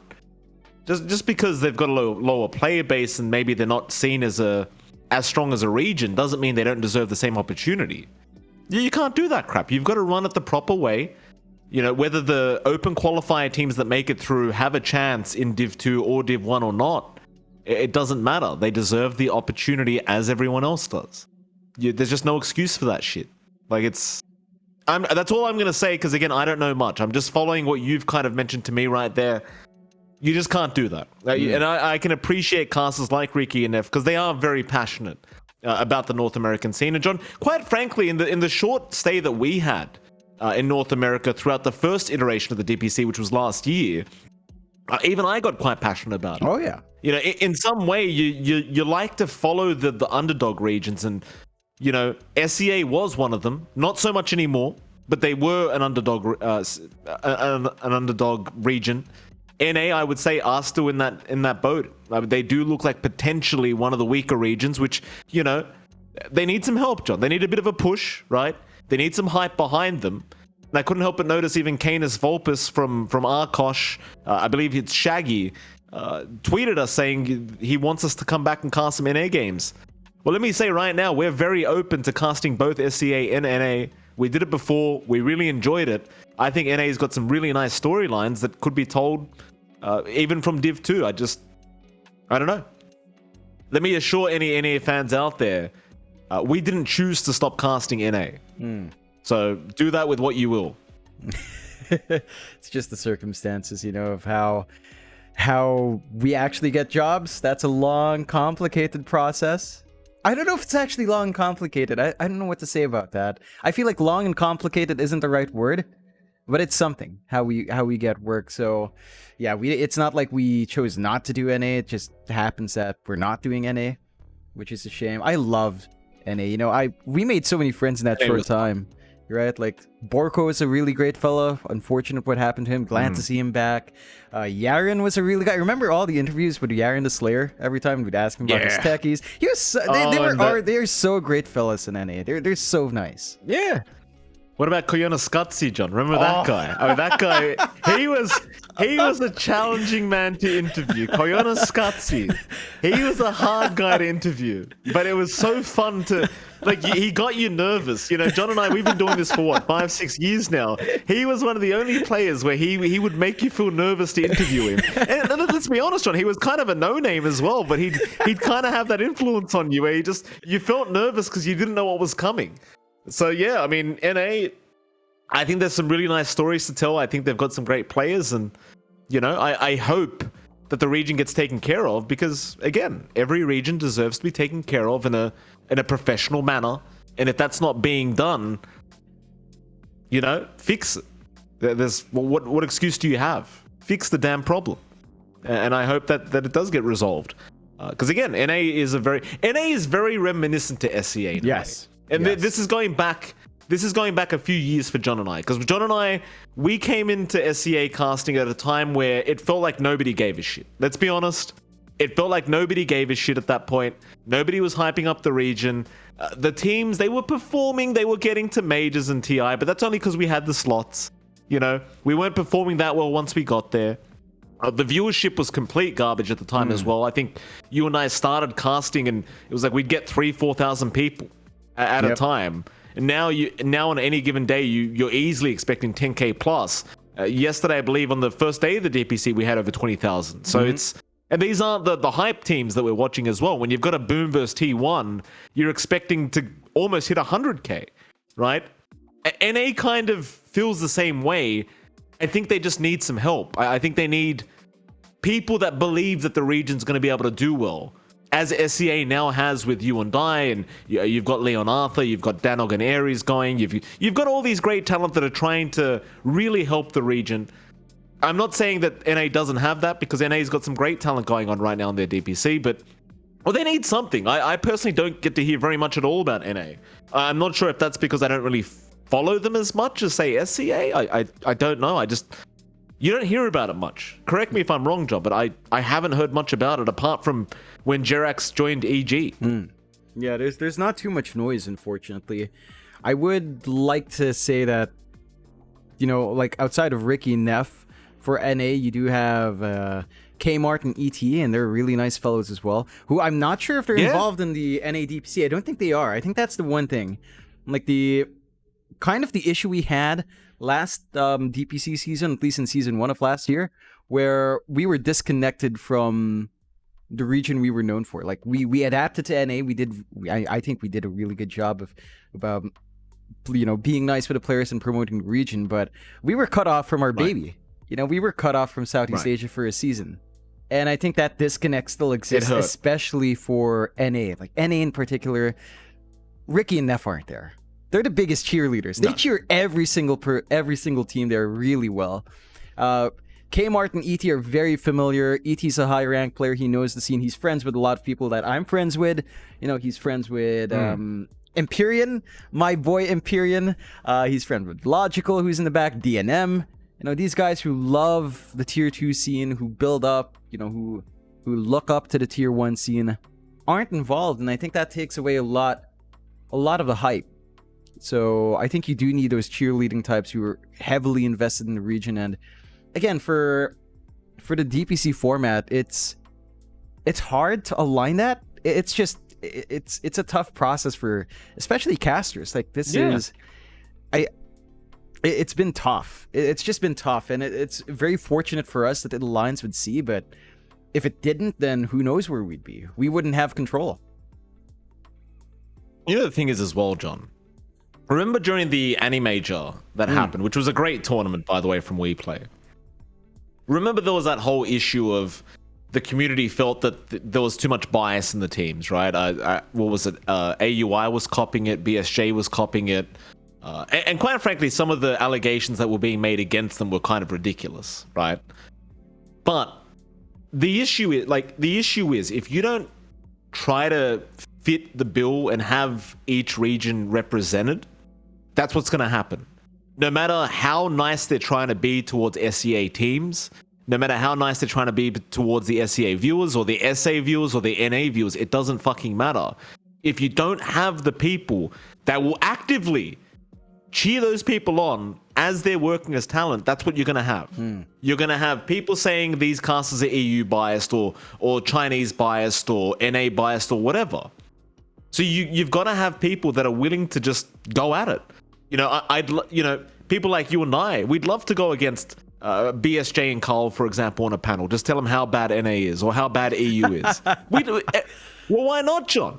Why the hell not? Right? Like we don't need casters that don't know the SCA region to try and explain what's happening. It's fine. Just hire someone like John. He'll explain what's happening. Right? Like there's people that work a region in the DPC. I don't think there's anything wrong with being biased, quite frankly, as long as you're not casting the game. Right? But if we're talking about panel, if you're talking about panel and there's a caster that's biased for NA, there's a caster that's biased for EU, it's fine. Let them go at it. Let them argue. Let them have fun with it. It's like a sports talk show almost, right? Like think of Stephen A and whoever he's with now. Think of Skip Bayless and whoever else. Like those shows people love. They love the banter that goes on, people arguing and which region's better. But you've got to have each region represented for that to be possible. Otherwise, you have these poor talent that are trying their best to do the research. And let me tell you, John, the talent that have been going to these events, they have been trying. You can see they're really trying. But at the end of the day, people don't care because they feel as though their region is still unrepresented. And going back to Ricky and F, I think it's a real fucking shame. And I'm going to start getting a little bit passionate. I'll have to watch my words here. But how the hell do a casting duo like Ricky and Neff, who stuck by NA when nobody else wanted it, And you know this for a fact. Nobody else cared about NA apart from Ricky and F at that time. That's right. This is before ET came in with... This is before ET, the duo came in. How the fuck did they get left out? Are you telling me they're not good enough to cast NA all of a sudden? Because to me, they were great at what they did. They were fun, they had a good chemistry, they casted well. So how the fuck are they not working NA? I just don't understand it anymore. I just don't get it. Like, well, what is this? These guys help build up the region. They stick around, they put the work in, they pay their dues, and what? We just forget about them? What? Yeah, I don't know. You know how it is with DPC. It's a weird process for anyone to get into regions. I know Neff and Ricky were really pushing for that. They were also really pushing for SA because that's something that Neff is also in particular very passionate about. He loves South America just as much, and they're not really involved. So I know that feels like something from the TO end. Again, just going back to the issues of maybe just people think they're not big enough names. Like, people don't think we're big enough names as well. Before we used to have that issue, but I don't know. It's like people who do care for the scene know who they are. People who watch NA Dota knows who Ricky is, knows who Neff is, and I know. I wish there was an explanation for that because it was pretty devastating. I know those guys were trying to push for it on Tour 1, right? Like they were expressing their interest to do NA, and they were reaching out everywhere they could, but it's very, very, very, very, very frustrating. You and I know that feeling too, because we were kind of doing the same thing in the last season. Like the last year, we were chasing everywhere, and sometimes it just doesn't happen for whatever reason. Sometimes you don't even get a response. It is what it is, I guess, but it never feels great. My issue is they're not even recognized, John. Yeah, that's my issue, right? Like, at least have a talk with them. At least negotiate a bit with them. See what the terms are. Like they're just being ignored. How do you do that? How do you ignore the OG casters that were there trying to help the region before you stepped in and DPC started? Like, what kind of message are you sending to new talent that are trying to make their way over? Because there's a lot of them, John. There's a lot of new talent coming up. They're trying their hardest to make it. And I've got to say, if you're a new talent watching what's happening, it's getting a little bit upsetting at this point. I don't know. Maybe I'm just kind of thinking out loud now, and I realize there'll probably be a lot of other talent that would disagree with what I'm saying, and that's perfectly fine. I'm open to a discussion about it. By all means, if you're another talent that has an issue with what I'm saying, message me. We can do it here. We can do an interview show. I don't care. I will happily publicly debate you about this in a friendly manner. There's no need to get upset at each other. For sure. But I just can't appreciate when OG talent get ignored like that after putting all the hard work in. I need to... I don't know. It's just too upsetting to watch. It really is. It is. And it's not even about you and I, John. I'm not referring to you and I. I don't care. It's just... It just doesn't make any sense to me anymore. It really doesn't. Yeah, definitely. Yeah. I didn't want to go back to your point about regional coverage. Like in Dubai, there's only so much research can give you, right? Like, because if you did research Boom and you just kind of got the cursory glance, you'd be like, oh, they were supposed to be Div 2. I think that was the storyline being pushed. They were supposed to be Div 2. They're suddenly Div 1. They dominate out of nowhere. That's the words, out of nowhere. I think anyone watching C... I mean, again, I can't fault the talent because you can't watch every game. It's not like you can watch every single game. You can pull out all the relevant stats, read up on every player's individual history. Because at a glance, that is the story of Boom. At a glance with no context, that's what happened to them. But anyone who's been watching the region would know this was not unexpected. If Boom was in Div 1, they would have gone 7-0 as well. Like, not a single game drop. Not just series, not a single game drop for Boom if they went to Div 2. And they'd be at Div 1. Their story would be delayed to this major. But I think the same results would happen. So I think there's only so much research can do for you. And again, it's like you said, I can't fault the talent. Because what can you do when you're just suddenly forced to watch a team that you had no idea about? I want to go back to the Singapore major here, where you and I covered Thunder Predator, and we were just so lucky that we did some BTS Pro Series for NASA. Like, because of that, we saw Thunder Predator before, and I think that was a huge relief for me, because I knew a little bit about all of them coming in, and that really helped in selling, but even then, for you and I, we had to have casted that game. You know, we had to have casted NASA to get that context of Thunder Predator and Singapore Majors. Research wouldn't have given us that context. You really do have to watch, you really do have to see the storyline as it develops, or really take the time to watch these games in general to get that story. And for talent covering all these teams, it's not as feasible as you'd expect. So I can't fault them, but it does go back to the TOs again. Why, regional talents being ignored, people like Ricky and Neff, especially for NA, and I know why those choices get made. But we'll let bygones be bygones, John. I can't complain about this forever. We'll let that be. Moving on to better news. Iranian team for the first time got in. Iranian, not sure how to pronounce it, but an Iranian team has made it into Div 2, I believe, for EU West, I think, I might be wrong. All I know is there is an Iranian team now that has made it into the DPC.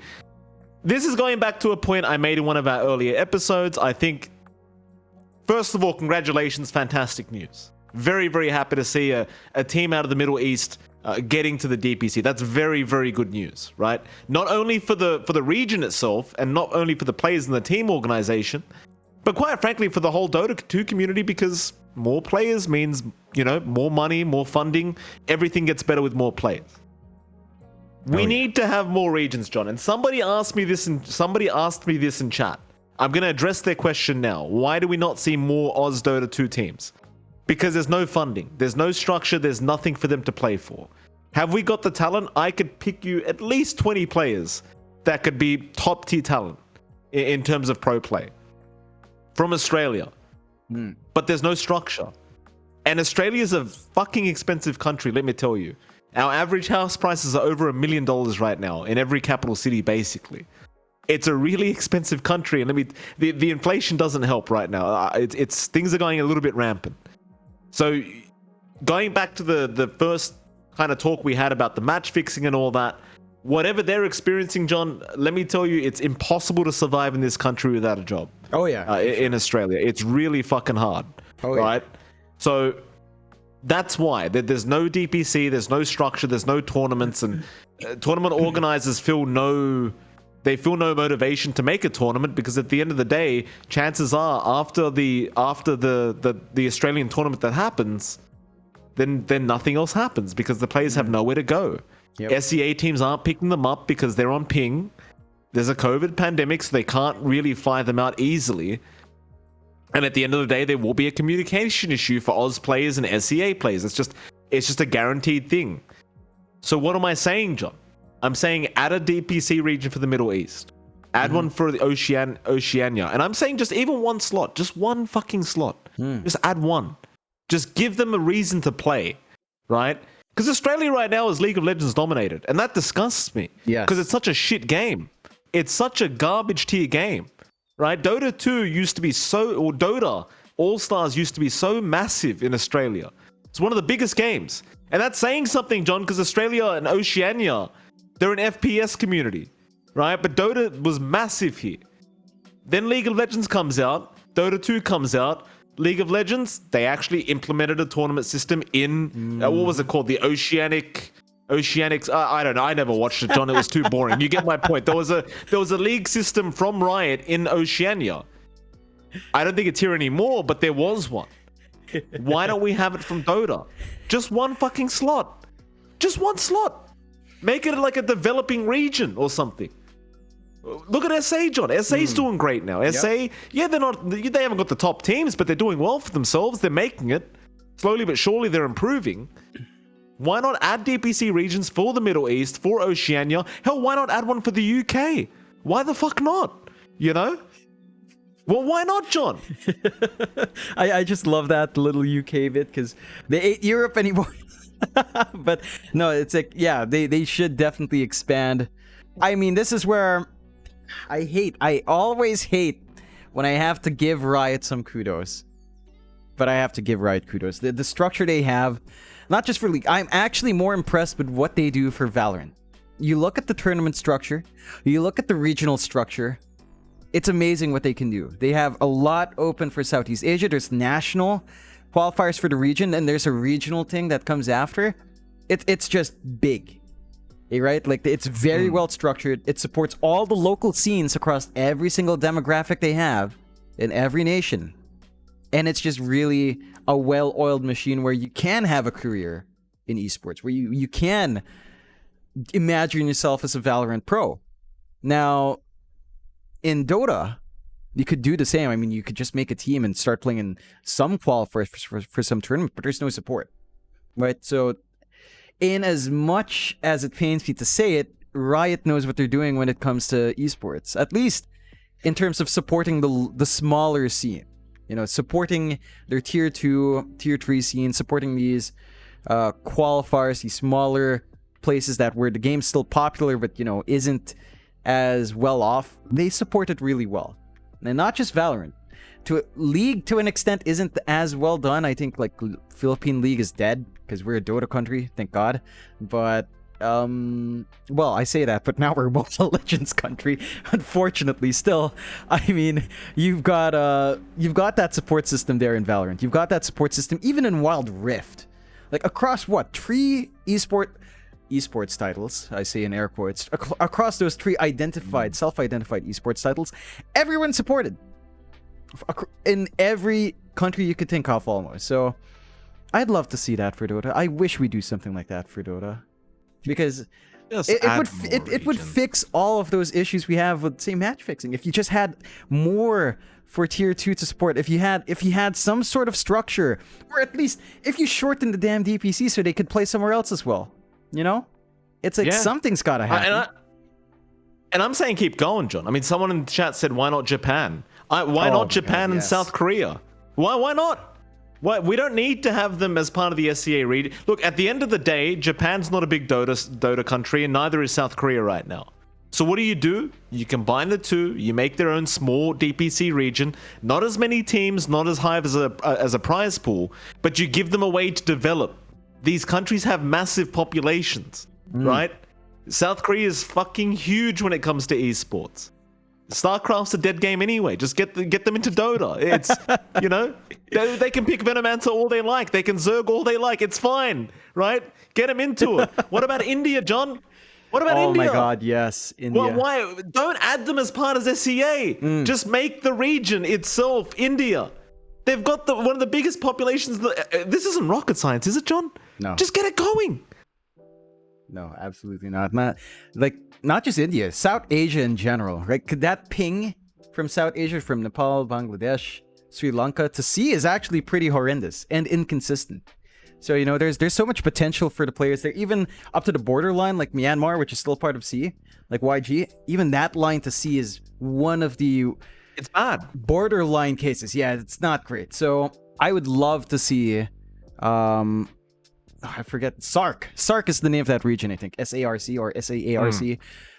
Get their own thing. I'd love to see East Asia get its own thing. It's not like we can't. Have we seen the prize pools for TI? Have you run the numbers in your head how much goes to Valve? It's a lot. Yes, right?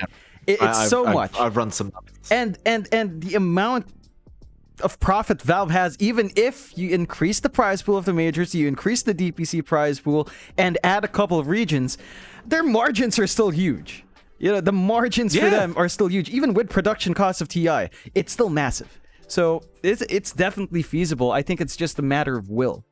You know, it's a matter of putting in the effort, which is, again, considering the open structure of Valve, maybe they just don't have the manpower to spread it out more. You know, it's feasible, but I would love to see Dota take that next step, because we haven't done this.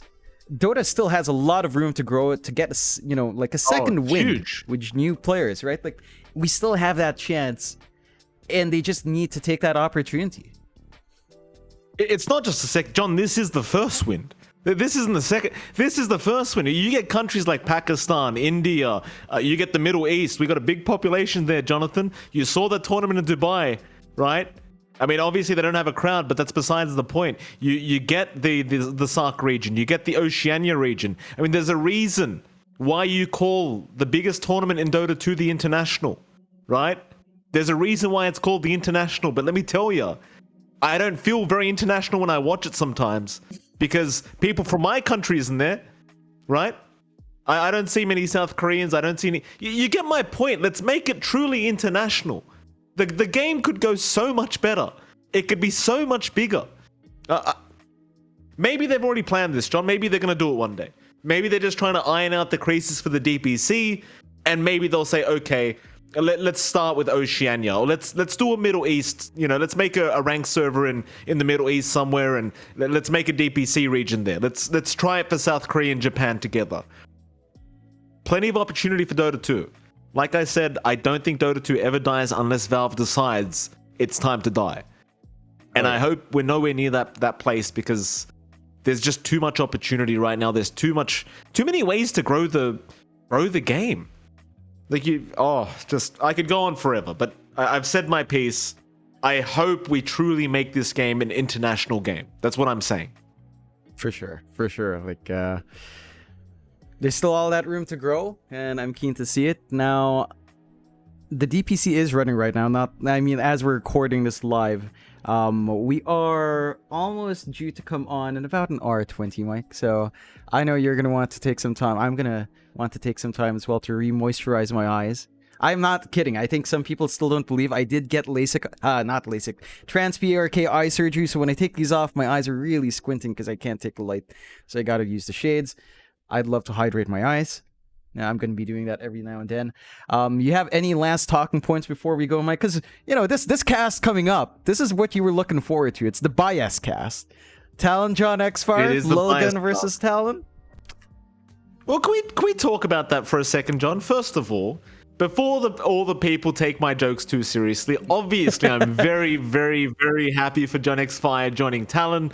And quite frankly, happy for Talon, because they've chosen a very good talent for themselves, and I think John's going to do a great job with content. So congratulations to you, Jonathan, publicly. This is the only time I'm going to sound sweet, because in about an hour I'm going to give it to you, John, while we're casting that Talon game. Let me tell you. But congratulations. Thank you.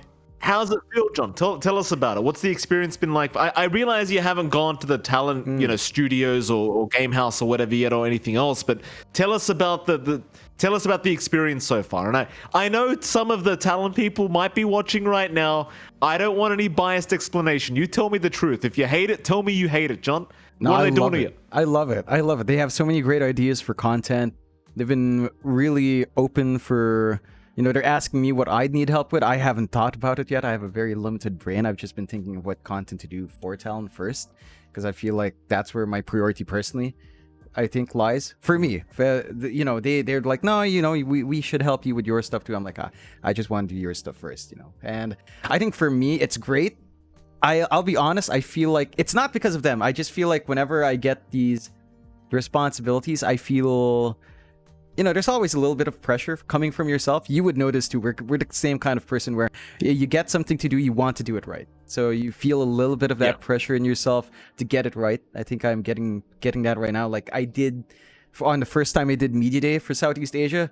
That kind of feeling was there as well, where you're like, you got to get it right. You're kind of, you feel the pressure. And then once you're into it, the flow just kind of settles and you're all good. So for me right now, until we do that content first, that feeling of like, I got to do this right is going to be there. But Talon's been really nice. I've been talking to their head of operations in the Philippines, Nate. He's really nice. Sophie, Elise are really, really great people.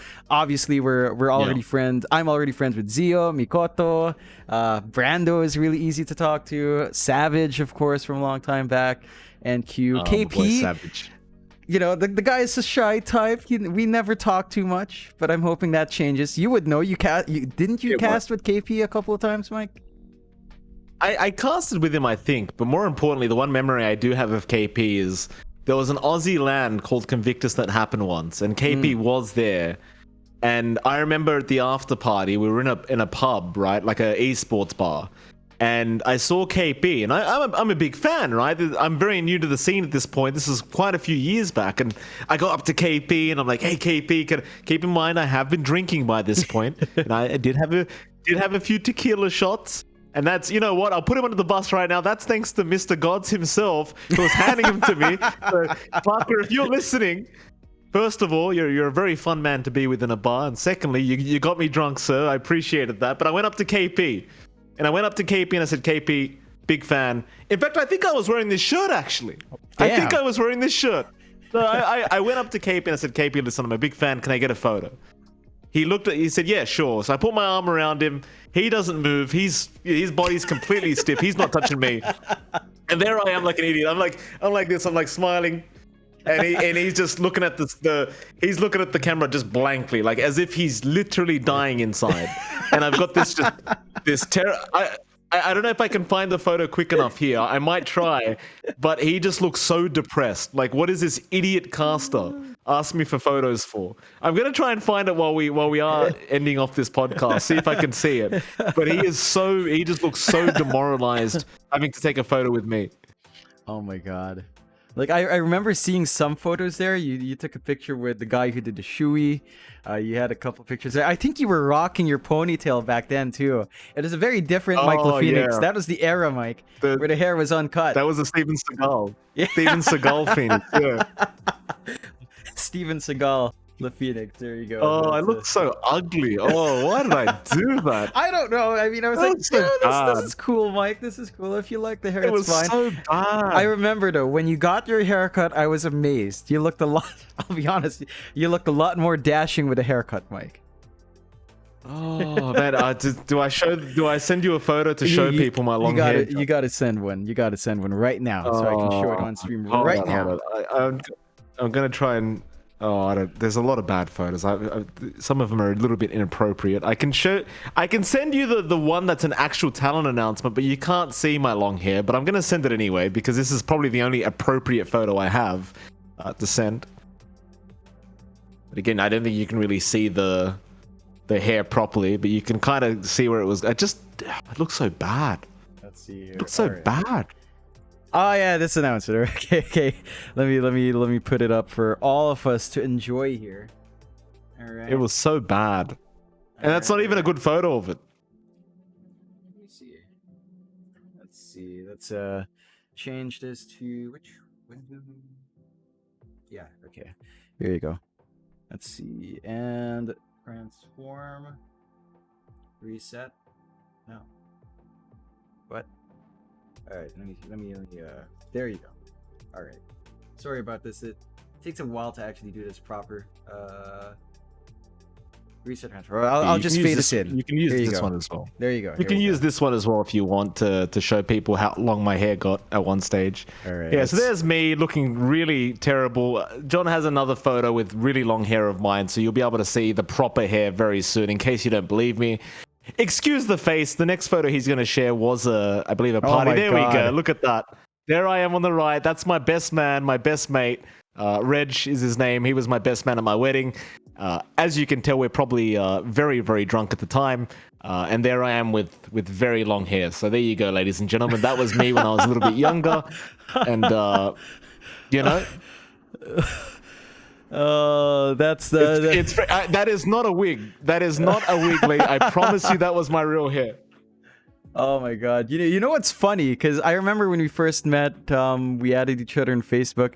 I never saw your long hair on Facebook. So there's like this indeterminate period where there are pictures from your wedding, pictures from your high school or college days, and then nothing. And then suddenly you actually had long hair, and I only found out when you sent these pictures for editing. I was like, I didn't think you'd look this way, I'll be honest. You know, I never said it, but I thought you'd always have that short hair like you did in younger Facebook. I'm like, damn, that's quite the look, Mike. I remember when we made that announcement for the Disneyland Paris Maze Route, because we were so hyped to do remotes for that. I remember what you were saying about that picture we took for Convictus. That was for actually Convictus. You said you look like a bartender or waiter, because if it's a black shirt, tied up hair, you kind of look like a bartender or something. Yeah, a good bartender. I did, John. A good bartender. I wouldn't go that far, John, but you know, I did. Anyway, that's some of my past life for any of you that didn't know. I actually was considering growing out my hair again, but then looking back at those photos, it's probably a good idea I don't. I'd say. Still, John, thank you for sharing your experiences with Talon. Yeah, just so everyone's aware, I'm very happy. And John, let me tell you, the one fear I've always had, and we're going to get rather romantic now, aren't we? But the one fear I've always had is one day if I retired, I always thought to myself, what's John X Fire going to do? Because obviously I carry him through every cast, as you guys probably know, right? So I thought if I retire, what's John X Fire going to do? What job is he going to do? But now that you've got a successful stream going, or a semi-successful stream, obviously you're still developing the stream, and you're sponsored by TALON, and it's very good to see, John. I don't want to get all gooey, but I'm very proud of you, Jonathan. I'm very proud of you. Thank you, Mike. Thank you. You know, we've always talked about that, even a long time back. I think that history is actually such a long story that's also an entirely different episode. But I appreciate it, Mike. Hopefully, we'll get you something soon. You know, I wink, wink, nudge. No. Wink, wink, nudge, nudge. Talk to Gary. Oh, Gary. Talk to Gary. Gary. Listen, Gary. If you need someone to motivate the players before they go into their series, you let me know, Gary. Nobody motivates players better than I do. Boom Esports, they're the best. Trust me. I'll get them the TI win. You hire me, Gary. Guaranteed. I'm going to need an iPhone or two, though, Gary. I'm not working for free, all right? You know what? I think just having you there, having someone who could get them a proper push-up, that would be great. I love you guys on Boom. Love every single one. I appreciate you guys are working out. Those were not some... I'll be honest, those push-ups, I didn't expect that from people of their age. I legitimately did not expect that. So I'll say... Bad. Hey, Mike, you know, the first step is the most important. You're doing it. So eventually they'll get that form right. Right? I mean, that was pretty bad. If we're talking push-ups. I mean, no offense, boys, but come on. You can do a bit better. Listen, I'll go teach them push-ups. Gary, how about that? Fly me out. I'll teach them how to do a push-up. If I can still do one, because I've gained a bit of weight, John, so maybe I can't. I'm calling it bad, but I'd probably be even worse, quite frankly. Let's fly me over. I'll teach him how to do a push-up. Especially FBZ. I was not happy about the form from FBZ whatsoever. Him and Jackie, I think in particular, were a lot of bending going on in the hips, which I was not happy to see. I think Jackie had the best out of them. Well, I don't know. FBZ had... Yopaj was not the greatest, you know, our idol. No, I'm sorry, Yopaj. Your parents will want you to work out too, so there it is. We're gonna tell the parents about that. Don't worry. But yeah, it's you know, Mike's free. If Gary's listening, grab this guy. I'm sure he'd do something. But I think this is around the time we'll tied it off. That's all you've got. Hold on. That's all you've got to say to him. Gary, hire this guy. I'm sure he'll do something. Like, what does that mean, John? He knows. Gary knows. You've got value. What kind of salesman are you? I'm the modest kind of salesman. You know, I leave it open to interpretation, so I can't be held accountable if the product doesn't deliver.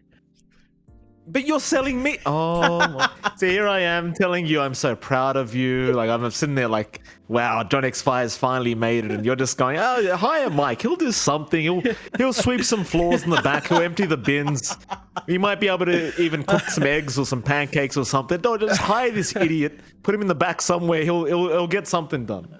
Thank you for the confidence boost, John. I'm sure Gary will be ringing me on the phone at any moment. Gary, Mike knows his NFTs. You can bounce your ideas off of him. I'm sure he's gonna be a great advisor for crypto, and of course his mod streams. We all miss them, Mike. Hopefully we see them back someday. We love your mod streams. I love sitting there and watching the breaking point for you. You haven't done it with me. I've been modding too. It's not good because my modding is not funny. Yeah, so. You know, the thing is though, John, the reason why I kind of stopped streaming for a moment is because I was scared I was going to get cancelled with some of the shit I was about to say to these players. I'm telling you. Because, you know, look, at the end of the day, TALON can act as innocent as they want. We all know we're all toxic pieces of shit when it comes to playing Dota. That's what makes Dota great, right? And there's no racism, again, no sexism, nothing like that. But, you know, the world likes to cancel people right now. And I was like, well, I don't want to say something too inappropriate. I might say the wrong word that, you know, offends some minority these days. I don't fucking know.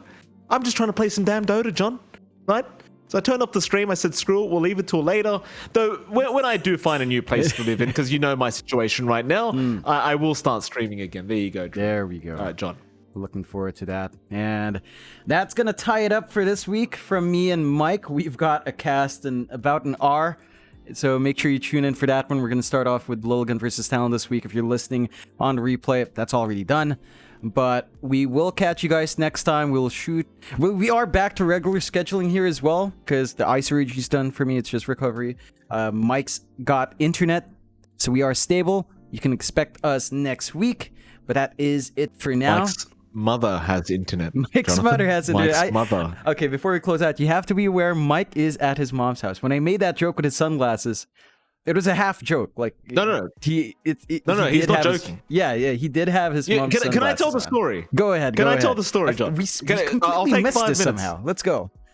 Okay, ladies and gentlemen, this is how bad my luck's been recently. I had to move in with the in-laws, the family. We had a few financial issues, so I said, "All right, let's move in with the in-laws temporarily. We'll find a place to rent later on."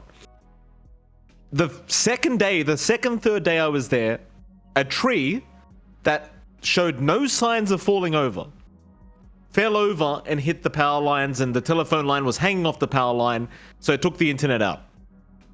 We then fixed that, right, by ourselves, by the way, because our shitty internet company wouldn't come out and fix it. So we fixed that ourselves. Now, I shit you not, the day before yesterday, my mother-in-law, who likes to mow the lawn with a ride-on lawnmower, accidentally ran over that same internet line, which is still laying on the ground right now because, well, you can't hang it up. When the tree fell over, it snapped the wire, and there's not enough wire now, so you can't hang it back on the pole. So it was laying on the grass. She ends up running over it with a lawnmower. I can't make this shit up. So I get upset. DPC was yesterday. That was our first day. I had no internet. My whole PC set up there. So I go ahead. I go fix it myself. I have no fucking idea what I'm doing. I end up going to a shop called J Car, which is an electrical shop. Buy some materials. I end up fixing it. And I fucking shit you not, ladies and gentlemen. 2 hours. And I can't make this up. 2 hours after I fixed that damn telephone line, my mother-in-law gets back on that damn lawnmower and mows the other side of the yard and runs over it a second time in a row in 2 fucking days. 2 fucking days, ladies and gentlemen. So I pack all my PC shit up. I come to my mother's apartment. This is not a joke, by the way. I can prove it to you guys right now. I am in my mother's bedroom as we speak, right? So I've come to my mother's apartment because this is the only choice I have. What am I going to do? What am I going to do? I've got no internet. I've got to go somewhere to cast some Dota, right? So I fucking come to my mother's house. I say, Mum, I'm really sorry. I've got to use your bedroom because it's a small apartment. And here I am in my mother's bedroom right now doing a podcast and about to cast some DPC. I'd rather not turn the camera around to show you guys what my mother's bedroom looks like, but that's where we are. And so the glasses, and Aries HD, I know you're in the chat, sweetheart. I saw the question you asked in chat yesterday. They aren't my wife's glasses, they're my mother's glasses. And just so you know, they're authentic Gucci's, Mr. Aries. Damn! So have it that. Damn, Mike. I didn't know that, but yeah. I have no clue how we managed to miss out on Mike's great misadventures. Feels like every week there's a new story to that one, Mike. Hopefully we don't have a new story next week, for your sake, of course. It's great content, but it's not good to live through, Mike, let me tell you. So hopefully that's all you'll get for the next few weeks, because I can't imagine anything worse. Well, the worst... the worst part is, like, these stories that I'm telling you, I know there's some people out there that don't believe it. They don't actually believe that these things... it gets hard to tell the stories because some of the shit that happens is so fucking ridiculous that it's like, you can't say it with a straight face anymore. Like, life's too ridiculous at this point. Anyway, that's where we are, ladies and gentlemen. So there's your information. It appears someone's trying to open the bedroom door right now. There's my lovely wife. How can I help you, sweetheart? I'd love to. Thank you. Watermelon drink, John. Nice. Thank you to the missus then. And delicious. Thank you very much. Huh? Love it. I'm doing a podcast as we speak. Oh, look at that. Love you. Oh, that's how you do it, boys. Just pay attention. I'm teaching you all something right now. Pay attention to what I'm doing. That's how you get a beautiful woman who takes care of you every day. Oh yeah, that's how you do it. Love to see that nice and caring husband side of Mike come through as we close out, but we are getting pressed for time. This is around the time we'll do a tech check before we go live, so we're going to close it out for this week. Tune in again next week. This is going to be on YouTube as well if you're just listening to to the podcast. It's also on Spotify. But that's it for me and Mike. Thanks for tuning in. We'll catch you all next time. Take care, everyone.